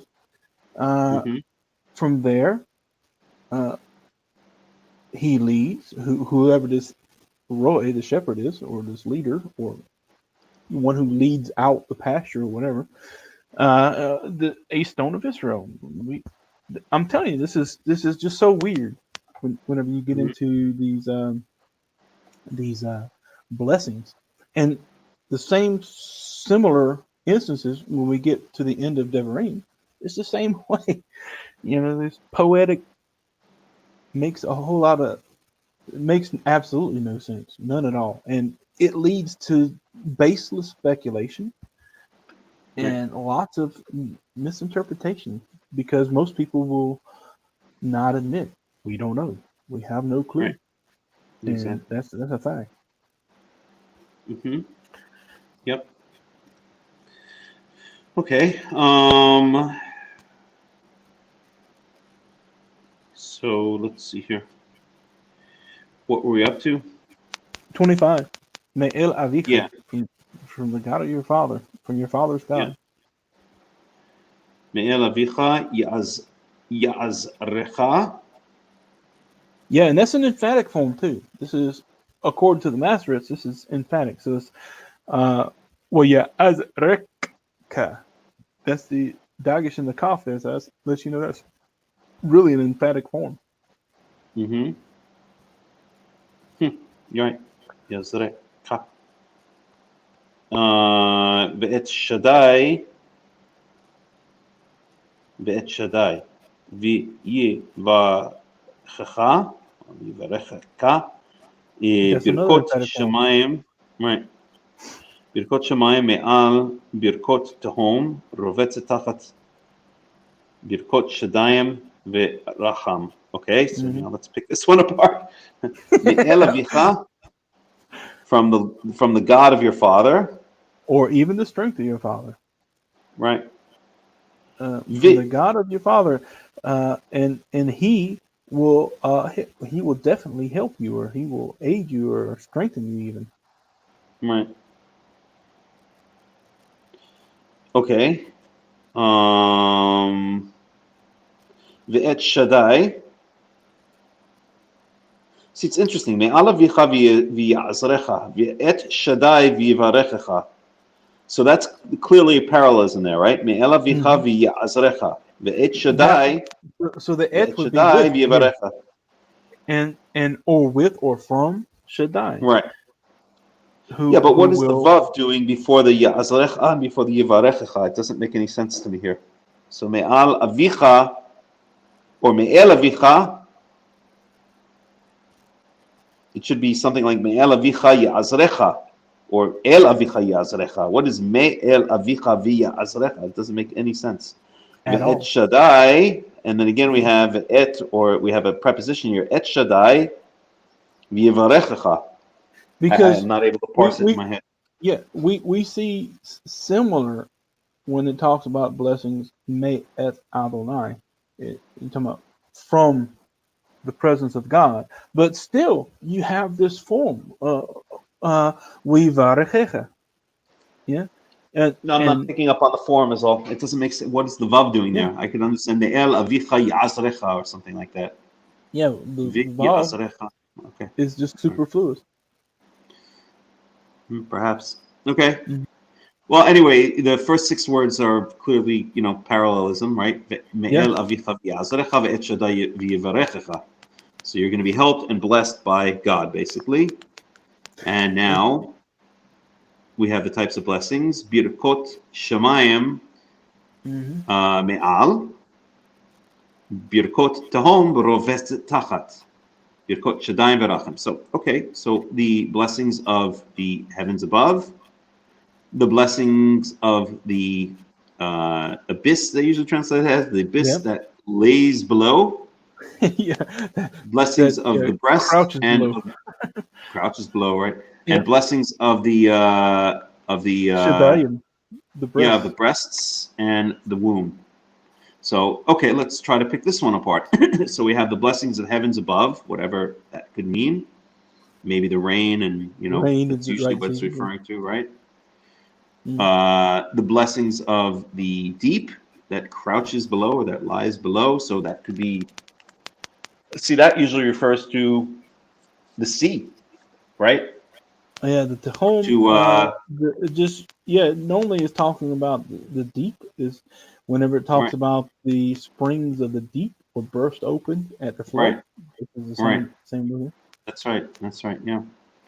Okay, so maybe it's talking right. So maybe it's speaking about rain coming from above and spring water coming out of springs from below. He was supposed to be sitting upon a well or a spring. Right, that's a good point, actually. Which is what? Let me go back to that verse. Yeah, it goes back like here. That. It says, "Ale ayin." Yeah.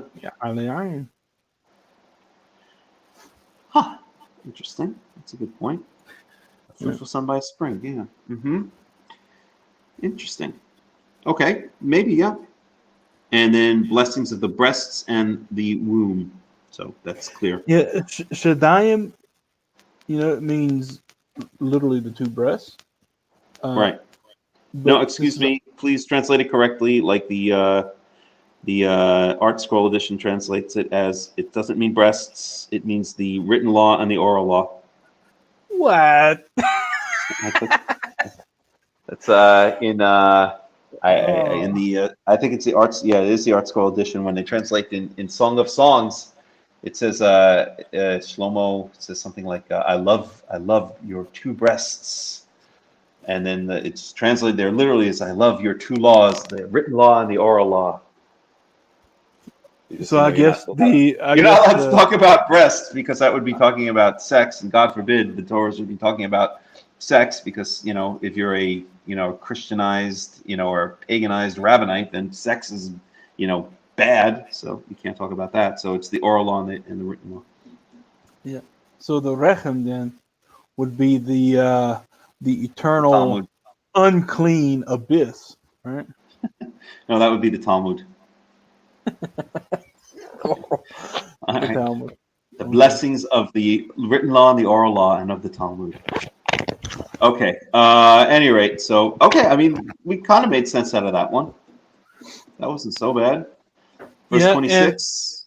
And I guess the Et Shaddai is talking about, and from my breasts. Then. Maybe, actually. Where's that again? Verse 25. May El Avika, from the strength of your father. Right. Which shall surely make you successful, or make you aid you, or however, And Shaddai, and from my breast, which shall cause you to be blessed. That's a joke, right? I mean, Shaddai clearly that's definitely a joke. I'm just being facetious. Okay, but it is interesting that it says Shaddai, and then later on it says Birkot Shaddayim V'Rachem, right? Again, it's that kind of play on words that the Torah loves to do so much, right? Yeah, so you meant it as a joke, but we do have in that same verse Shaddai and Shaddayim. Yeah. Anyway. Okay, verse 26. Birkot Avicha. Gavru. Yeah, Gavru al Birkot Horai. Yeah. Yeah, go ahead. I'm sorry. Yeah. Horai is interesting. All right, so let's try that first. Birkot Avicha, Gavru al Birkot Horai. So the blessings of your father were Gaviru, which is a plural. Right, greater than, or surpassed. Surpassed or dominated, even. Gavar means to dominate. Well, I think it means surpassed here. Surpassed the blessings of my parents. In other words, you're getting the greatest blessing. The ones who were my progenitors, because this is from hara, which means to be pregnant, literally. Is it? Yeah. Because horai, from what I always understood, the word horeh, which means parent, from what I understood, horeh is related to the word Torah, to instruct, the horot. Well, it could be, maybe. My instructors. That's what I'd always understood, that horeh and moreh and Torah are all related. Not that horai comes from hara, but I think that's the case, but who knows? Could be wrong. I believe it's so Robert Alter translates that as the. It's a called participle. It's a plural participle. Horai. From hara. That's the way I would look at it. The participle form from Torah, that would be in the Hifil form. So you would have to have a maim in there. No, but a horeh is a parent. Yeah, and it comes from the conception, those who conceived me and stuff. It's from that's why they're your parents. That's the case, and that's the first time I've ever been taught that, because for years and years and years they always used to teach us in Hebrew class and in yeshivas that horeh is related to moreh, is related to Torah from Lahorot. What does Robert Alter say? He gives a completely different. So you don't even want to know, but he translates it as, well, remember, whenever he says something, he usually has a pretty darn good reason. So he's not like, some idiot off the street who's just speculating. He translates it as the blessings of the timeless heights. And he says the Masoretic text is not really intelligible at this point. And this English version follows the Septuagint for the first part of the verse, which has the double virtue of coherence and resembling several similar parallel locutions elsewhere in biblical poetry. Instead of the Masoretic text's horai, ad, my forebearers in Tol, question mark, the Septuagint has the equivalent in Greek of the idiomatic hareri, harerai, ad, timeless heights, like har. The noun ta'awat that immediately follows may also reflect a defective text, but it could mean that which is desired, hence bounty or riches. The apparent sense of the whole line is the blessings granted Joseph and his fathers will be even greater than the blessings manifested through time in the natural world, as seen in the verdant, fruit-bearing hillsides. That's his interpretation. It's okay. It's an interesting one. Well, it's fair enough. Basically, he's saying that this doesn't make any sense, and it's that's what we keep telling. That's what we keep telling everybody. Right. But it doesn't make sense to me, because I think the Masoretic text is unintelligible at this point. It's a great comment. So I went to unintelligible. I like that one. Yeah, it's unintelligible at this point. But it's a good point. But I mean, okay. Yeah. Here, let's see. Horai. The way it is pointed here. I don't This think is it's a call. Active participle is plural with a singular first person pronominal suffix. Mm-hmm. So this is horai, would be from hara, which means those who conceived me. Okay. Which is talking about the parents. Right. And I mean, that doesn't seem unintelligible to me. That seems perfectly logical.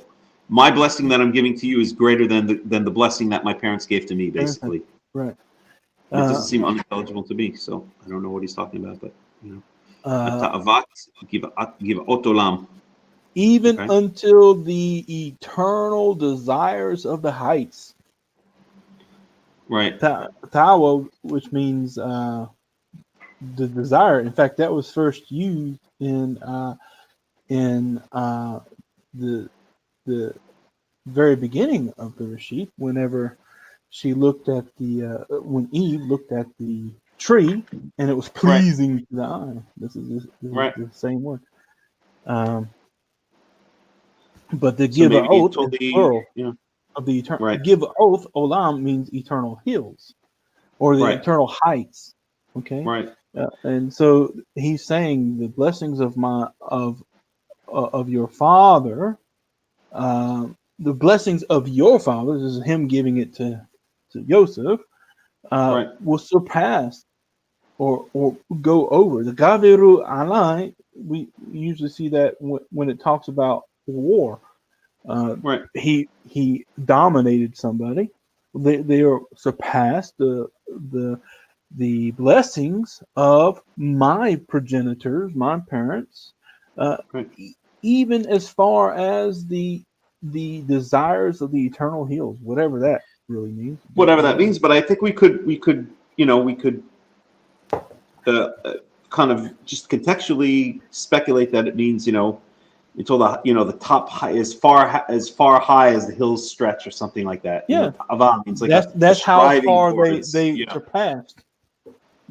This is talking about how far the blessing has surpassed, even up above the eternal. If the heights of the hills were eternally high, that's how far up the blessing surpasses. Yeah, I mean, so far I think the only word we have problems with here is ta'avat, and that I could easily be explained as, a poetic way of saying like as high as the hills stretch or something like that, or as far, up into the sky kind of thing. The last part is really cool, and that's very understandable. It's very intelligible at this point. Let's see. Tiena lerosh Yosef, or tien lerosh Yosef, ulekodkod Nazir Echav. So Tiena or Tien lerosh Yosef. Yosef, you shall become a head, basically. No. Tiena is that's the feminine. That's for the berachot. Let these blessings be lerosh Yosef, for the head of Yosef, ulikodkod, and for the crown of the head. Because I get this is just a problem with my text here, the online text, but it doesn't say Tiena, it says Tien. But you're saying Tiena? It should be Tihyen. It should be Tihyen, which is Tihyen. the plural feminine of Haya. Yeah. Okay, I thought it was just some weird archaic or strange poetic form, but Tihyena le rosh. Well, the Tihyen is the Jusive form, so you have to shorten it, but it's the plural. So it's Tihyen. Let them be for the head of Yosef, which is the crown of the head. Right.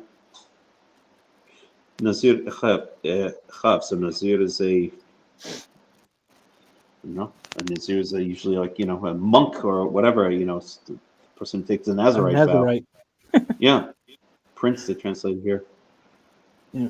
Well, Nazir is other Semitic languages is prince. Yeah. Lerosh Yosef. Okay, so Yosef is Nazir Echav. So whatever it is, Nazir Echav is the same is parallel with Yosef. Rosh is parallel with Kod. Yeah. And Tiena, you're saying, is modifying blessings. I accept that. That makes sense to me. Yeah, Tiena, that's the plural Rosh Yosef. Yep. Yeah, that makes sense. Birkot avicha, gavrua birkot horai, ad avat givot olam, tiena le rosh Yosef, ulekol kod nazir achiv. Okay, that kind of makes sense. And that let them be upon the head of Joseph and upon the prince of his brothers, or upon the head, the crown of the prince of his brothers. All right, I can go for that. That's not so bad. No, it's completely unintelligible at this point. No, it's Robert not. Alter. It's I like honestly this not. guy. Yeah, I like Robert he's Alter. good. He's really good. He's good. He's good. He really is. Yeah. Okay. Benjamin is okay. Benjamin is probably one of the easiest one in this group. And it's Binyamin ze'ev yitraf baboker yochal ad la'erev yichalek shalal. Okay. Yeah, that's easy. Perfect. Yeah, Benjamin is a wolf, is a devouring wolf or a prey-eating wolf. He tears in the morning and he eats the adh, which is the prey. So it says ze'ev yitrof, which means a wolf that will tear. A bocher yochal adh, in the morning he will eat a prey. Well, Ad is prey. I didn't know that. I thought Ad was in Tol in this case. Ad la'elev yichalek shalal. No, okay. Ad means prey. Interesting. I never knew that. It's actually going to be one of these parallels with shalal. So it says babocher yochal ad, which means the prey. What has been torn is the prey here, and well, Ad yichalek. Now this has to do with material. He will, and in the evening he will divide the spoil, the booty of war. Right. Okay, that makes a lot of sense. I never knew that Ad is prey, and I'm looking at it right now. It appears in 3 places in the Tanakh: Genesis, Isaiah, and Zephaniah. Never knew that. Okay. No, more than 3 places. Isaiah 9:5. Avi Ad. Okay. All right, interesting. So he eats his prey erev yichalek shalal. Okay, so you're right. So again, we have a lot. Again, this parallelism really kind of helps us. All throughout, yeah. Yeah, yitrof. Baboker yochal ad. La'erev yichalek shalal. So we have shalal with ad, yichalek, and yochal. Boker with erev, or erev with boker. Okay. Yep. A lot of people are named Binyamin Zev, by the way. Yeah, I've seen that before. Common name. Binyamin Zev. Like Rabbi Kahana's son was named Binyamin Zev Kahana. And he got killed. Now we get back into normal narrative. Thank God. Yeah, but that wasn't so bad. You know, it's good picking it apart with someone who, you know, because the only time I've ever picked it apart before is either by myself, which makes it very difficult, or in yeshiva where they have all kinds of bizarre explanations. This was actually very, very, very useful to realize that honestly, it really wasn't so bad. No, it's not. There are really some words so which are strange. It's really strange, and it's the blessing itself makes not really a lot of sense. It's just a flowery language. Like if you were saying that Yaakov is about to die, maybe he's delusional. He's letting it out. But I tend the way I do things is I tend to stay as grammatical as I can. Right. And I try to see how it's used elsewhere in the Tanakh, which sometimes it helps, sometimes it will not help because these are the only times they will ever be used, and especially in poetic writing. And I forgot what they're called. These are those hapaxes or whatever you call them. Hapax legamenon, I think. Yeah, hapax legamenon. That means that they're only used once in a text. And so in those cases, you can't use the text to help you. The text won't help you. So luckily in this blessing, at least, we have parallelism. So now we can, we can say, well, this matches with that. So this has got to go with that. And that helps. Yeah. The Hachamim before, and not only the Karaites, but even the rabbinical sages, if you want to call them that, they being in like the Islamic lands, they spoke Arabic. Arabic is also a Semitic language, and it's not always the case, but sometimes it helps because you have old words but sometimes it doesn't help you at all, because you'll find out that even those cognate that seem to be cognate between Arabic and Hebrew are completely different when you look at how they're used in the different languages. So even that doesn't help. But that's what they used to do when you read the commentaries, like Yefa Ben Ali, when he does his commentaries. I love his commentaries. He's one of the most grammatically inclined commentators you'll ever read. I wish I could find his whole commentary at the top, but it doesn't exist. It's only in pieces, unfortunately. But he does that. That's one of the things he does, is uses grammar and comparative grammars. So I would love to have seen him in the modern age, after they rediscovered Ugaritic and Akkadian. I would love to have seen what he would have done with those, knowing those. But anyways. All right, let's finish off. We'll finish off this chapter, right? But it really finishes at the end of 50, right? But we've been going on for almost 4 hours here, so. Yeah, well, we have 50 is only like a page. But yeah, we can finish it up. So verse 28, cool. Eile شفت يسرائيل شنيم عسر وزوت عشر دبر لهم أبيهم ويبارك אותם إيش أشر كبركته بريخ אותם. And all of these are the tribes of Israel, or the 12 tribes of Israel. And this is that which their father blessed them with, or spoke to them and blessed them, each one according to his blessing that he blessed them. Right. 29. وَيَتْصَاءُ אותם وَيَوْمِرْ عَلَيْهِمْ أَنِي نَأْصَافِ إِلْ-عَمِي. There we go. Kibiru othi il abotai. Now this is an interesting phrase. Ilham ara asher bisade Ephron Hahiti. And so he commanded them, and he says to them, I am being collected. Ani ne'esaf il ami. I am being collected or gathered to my people. Bury me. And it literally says, to my fathers, that is with my fathers, I guess, or with my fathers in the cave which is in the field of Ephraim the Hittite. Right. And it's so strange that it's still called here the Sade Ephron Hahiti, even though Abraham bought it, and it doesn't belong to Ephraim anymore. It's still called the field of Ephraim the Hittite. Right.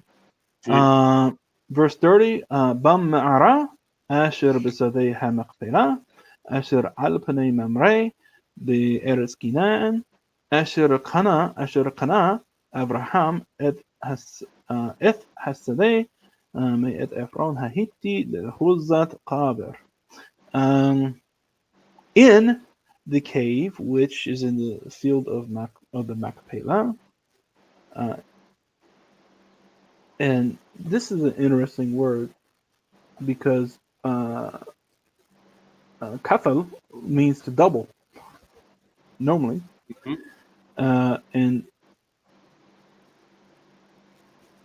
hamachpela, the doubling field is basically what it says. Right. Which is before Mamre. Mamre was a place which is in Hebron, in the land of Canaan. Which Abraham bought the Sadeh, the field, from Ephron the Hittite as a burial possession. Right. 31. Shamma qabiru et Abraham wa et Sarah ishto. Shamma qabiru et Yitzhak wa et Rivka Ishto was Shamma Chavarti et Leah. And this is interesting too.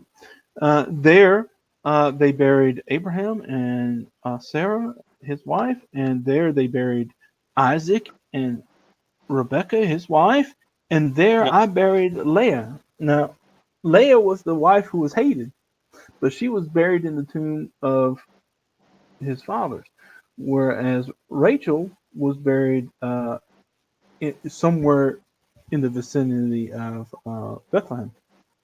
Yeah, but Rachel died along the way. I mean, of course, Rachel would have been buried there as well Yeah, if she had died on the road. I mean, you know, it wasn't like they had ambulances there that could carry the corpse. You know, he would have had to carry a dead corpse for God knows how long over to the, you know. Well, that's one thing I pointed out too with the case of Abraham and Sarah. Abraham was, whenever after the binding of Isaac, he stayed in Beersheba. The next episode is of the death of Sarah, which happened in Hebron, and it says that Abraham came to mourn her. All right. Now the question comes about: why would Abraham come to Hebron to mourn Sarah? And so the guess is not clearly written, but it's a guess that they were separated at the time. Abraham was in Beersheba and Sarah was in Hebron for whatever reason. The rabbis assume that it was because of the binding of Isaac that made Sarah really angry. But it could be that Abraham brought her to Hebron, because it doesn't say anything other than he came to Hebron to mourn his wife's death. Right. Which is where he went to purchase it. Right. Huh. Yeah, you're right. Wife is omitted. Nicola made a comment, says it's interesting that wife is again omitted when Leah is mentioned. Yeah, but anyways, it's also interesting that he's buried with Leah. Right. The hated wife. Right. 32. And by the way, hated doesn't mean that he despised her. Hated not just the avad, just means the unloved, basically, would be a better translation, I think. Even though it literally says isha snua, the hated. Yeah. 32. Mikhni hasadeh wa hamna'ara asher bo me'at b'nei hate.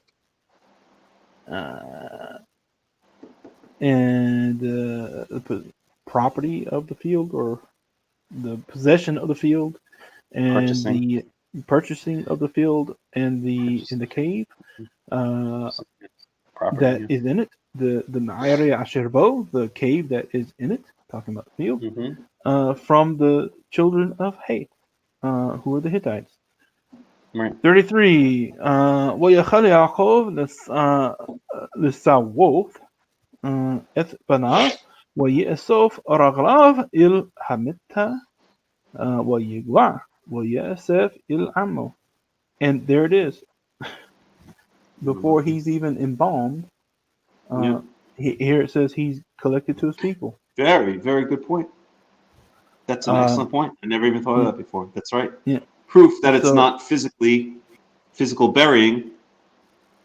Yeah. That is an excellent point. Thank you, Yaakov. I just thought about it. It's brilliant, actually. And so Jacob finished commanding his sons, or advising, or whatever for his sons, and he collected his feet into his bed, and he expired, and he was gathered to his people. Right. Again, proof that Tanakh, that the Torah believes in what you can call something kind of that happened. Yeah, something going on. We don't. Right. It's never clearly explained what happens, but there is, and it's not supposed to be going on. Yeah. See, I love the fact that the Tanakh is humble enough to say we have no idea what happens when you die. Nope. We're not supposed to know. Our focus is on this life, and that's what in the book of Ecclesiastes it says. Right. After everything's been heard. Okay. That's right. The entire responsibility that we have is to fear God and keep His commandments. Period. Right. That's it's a similar message. It's a similar message to Job. I mean, the message of Ecclesiastes is essentially: listen, you're going to see all kinds of bizarre injustices in the world. You're going to see all kinds of things which are going to make you crazy and mad, and you're not going to be able to figure anything out. And at the end of the day, don't even try to figure it out. Just nose to the grindstone, do the right thing. be just, be kind, be just, and that's your role. And that's exactly the same message as Job.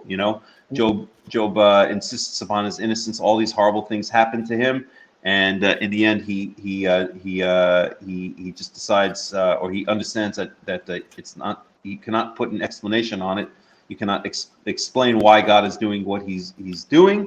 But you just have to basically go ahead and accept it, or live with the fact that you're not going to understand why, but not at the same time to try to figure it all out, to try to analyze it as a human being. But just again, same message: nose to the grindstone, live your life, and God will do what He has to do for whatever reason. Yep. The next chapter. Yaakov, it's been 4 hours, man. So I think I'm gonna go. I don't know if you want to do the next chapter, but I just want to give a brief description. The last chapter of Genesis is basically talking about the embalming of Yaakov, the procession going to Hebron, and his burial, and then the return back to Egypt. The Pharaoh says, "Hey, go bury your father, but make sure you come back." He sends this great procession. And then when the brothers talk to Joseph, you can see their trepidations. Hey, we don't know our dad's dead. Maybe he's going to take revenge now. Right. And he says no. The same thing that Yaakov himself was worried about with Esav. Yeah. That his brother would take revenge. And now so the brothers are worried that Joseph is going to take revenge. Yeah, and so he allays their fears, and I just want to read the last paragraph, because this is where we start with the Pesach story. The Pesach story actually began with Joseph going to Egypt. So just keep that in mind. That's the beginning of Pesach, the story of Pesach. So here we have verse 24, and this will be the last paragraph. I'm going to read through all 3 verses, and then I'll talk about it. It says, ויאמר יוסף אליך אנוכי מת ואלוהים פקוד יפקוד אתכם והעלה אתכם מן הארץ הזאת אל הארץ אשר נשבע לאברהם ליצחק וליעקב. And so Joseph says to his brothers, I'm dying, but God, He will definitely visit you, and He will bring you up from this land to the land that He swore to Abraham, Isaac, and Yaakov. וישבע יוסף את בני ישראל לאמור, פקוד יפקוד אלוהים אתכם והעליתם את עצמופי מזה. And so Joseph made the children of Israel swear, saying, God is going to definitely, and this is an emphatic form, He's definitely going to visit you, and you shall bring up my bones from here. Okay, so the same thing that Yaakov says to the Israelites, Joseph says, don't leave me here. Take me back to my... Get me the hell out of this disgusting place. Right. ويموت يوسف بن 110 سنين ويحنتو also ويسم بأرون بمصرين. And so Joseph died being 110 years old, and they embalmed him, okay, and they set him in, and this is cool, an Aron. Now Aron here is usually translated as a coffin, but this is an ossuary. This is a bone box, and that's the same word that they use for the Aron of the covenant. Just throwing that out there. Right. And that's the end of Parashath WayYehi and the close of the book of Bereshit. And with that, we'll listen to a little bit of music. Yeah.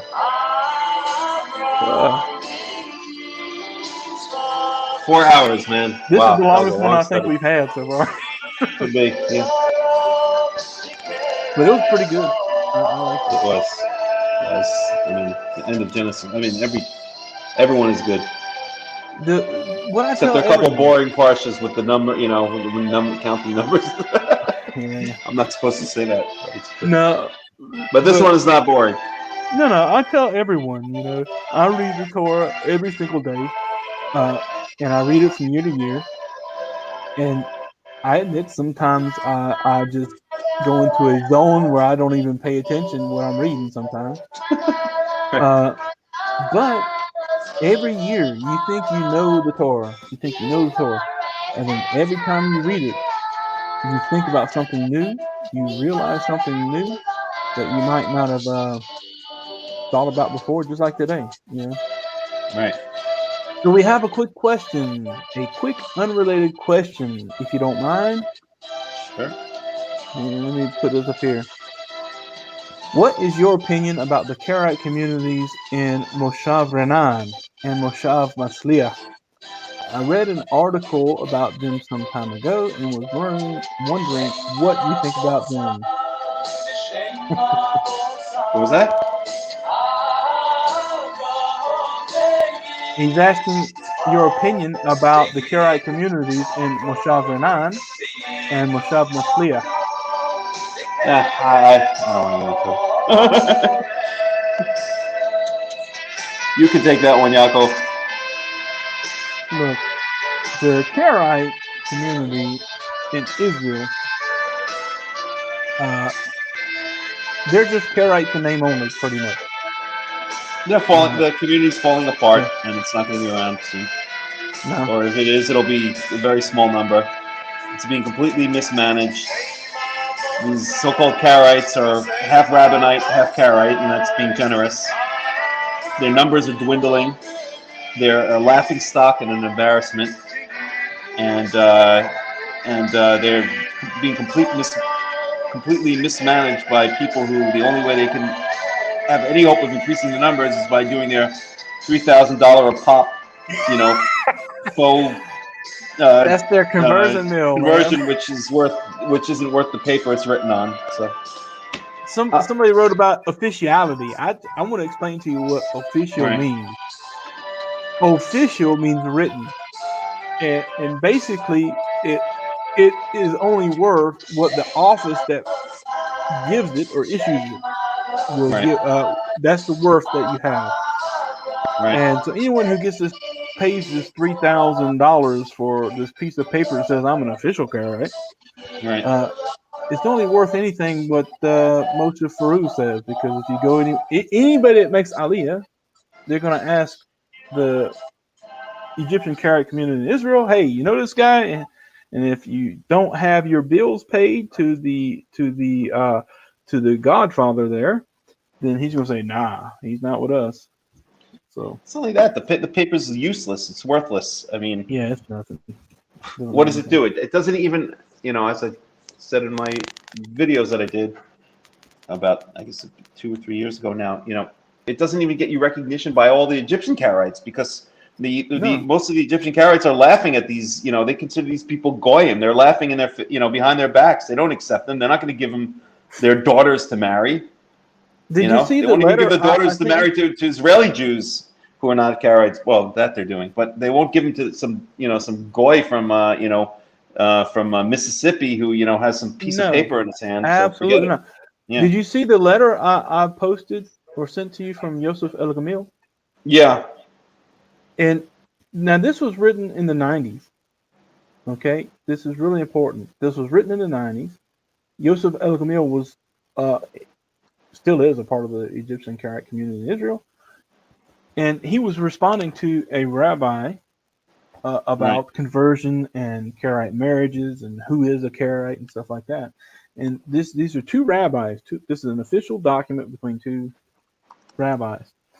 And basically what he says is what Melech and I have been saying since this whole debacle of this conversion course started, was there is no such thing as conversion in the Torah. He says that very clear. He says there's no way that a ger changes his nationality and automatically becomes a descendant of Israel. It doesn't happen. It says there's gerim, people who live amongst the Israelite community, but that's something different. And that's what it means. Giur is not in the Tanakh anywhere. And the idea that giur means you change, somehow magically you change from being an American to being a descendant of Israel is hogwash, and it always has been. Right. But the idea of this conversion course started only with the Aliyah to Israel. What would make the Israeli government happy? And so anyone who goes through this conversion course is submitting to the rabbinic law. Period. Okay. That's it. All right. Enough said. So, all right, Yaakov. So, Shabbat Shalom to everybody. Shavua Tov to everybody, depending on where you are in the world. Shabbat Tov. And we'll pick it up again next week. With Shemot. With Shemot. Yes. All right. All right, then. Okay. Shalom. All right. Shalom.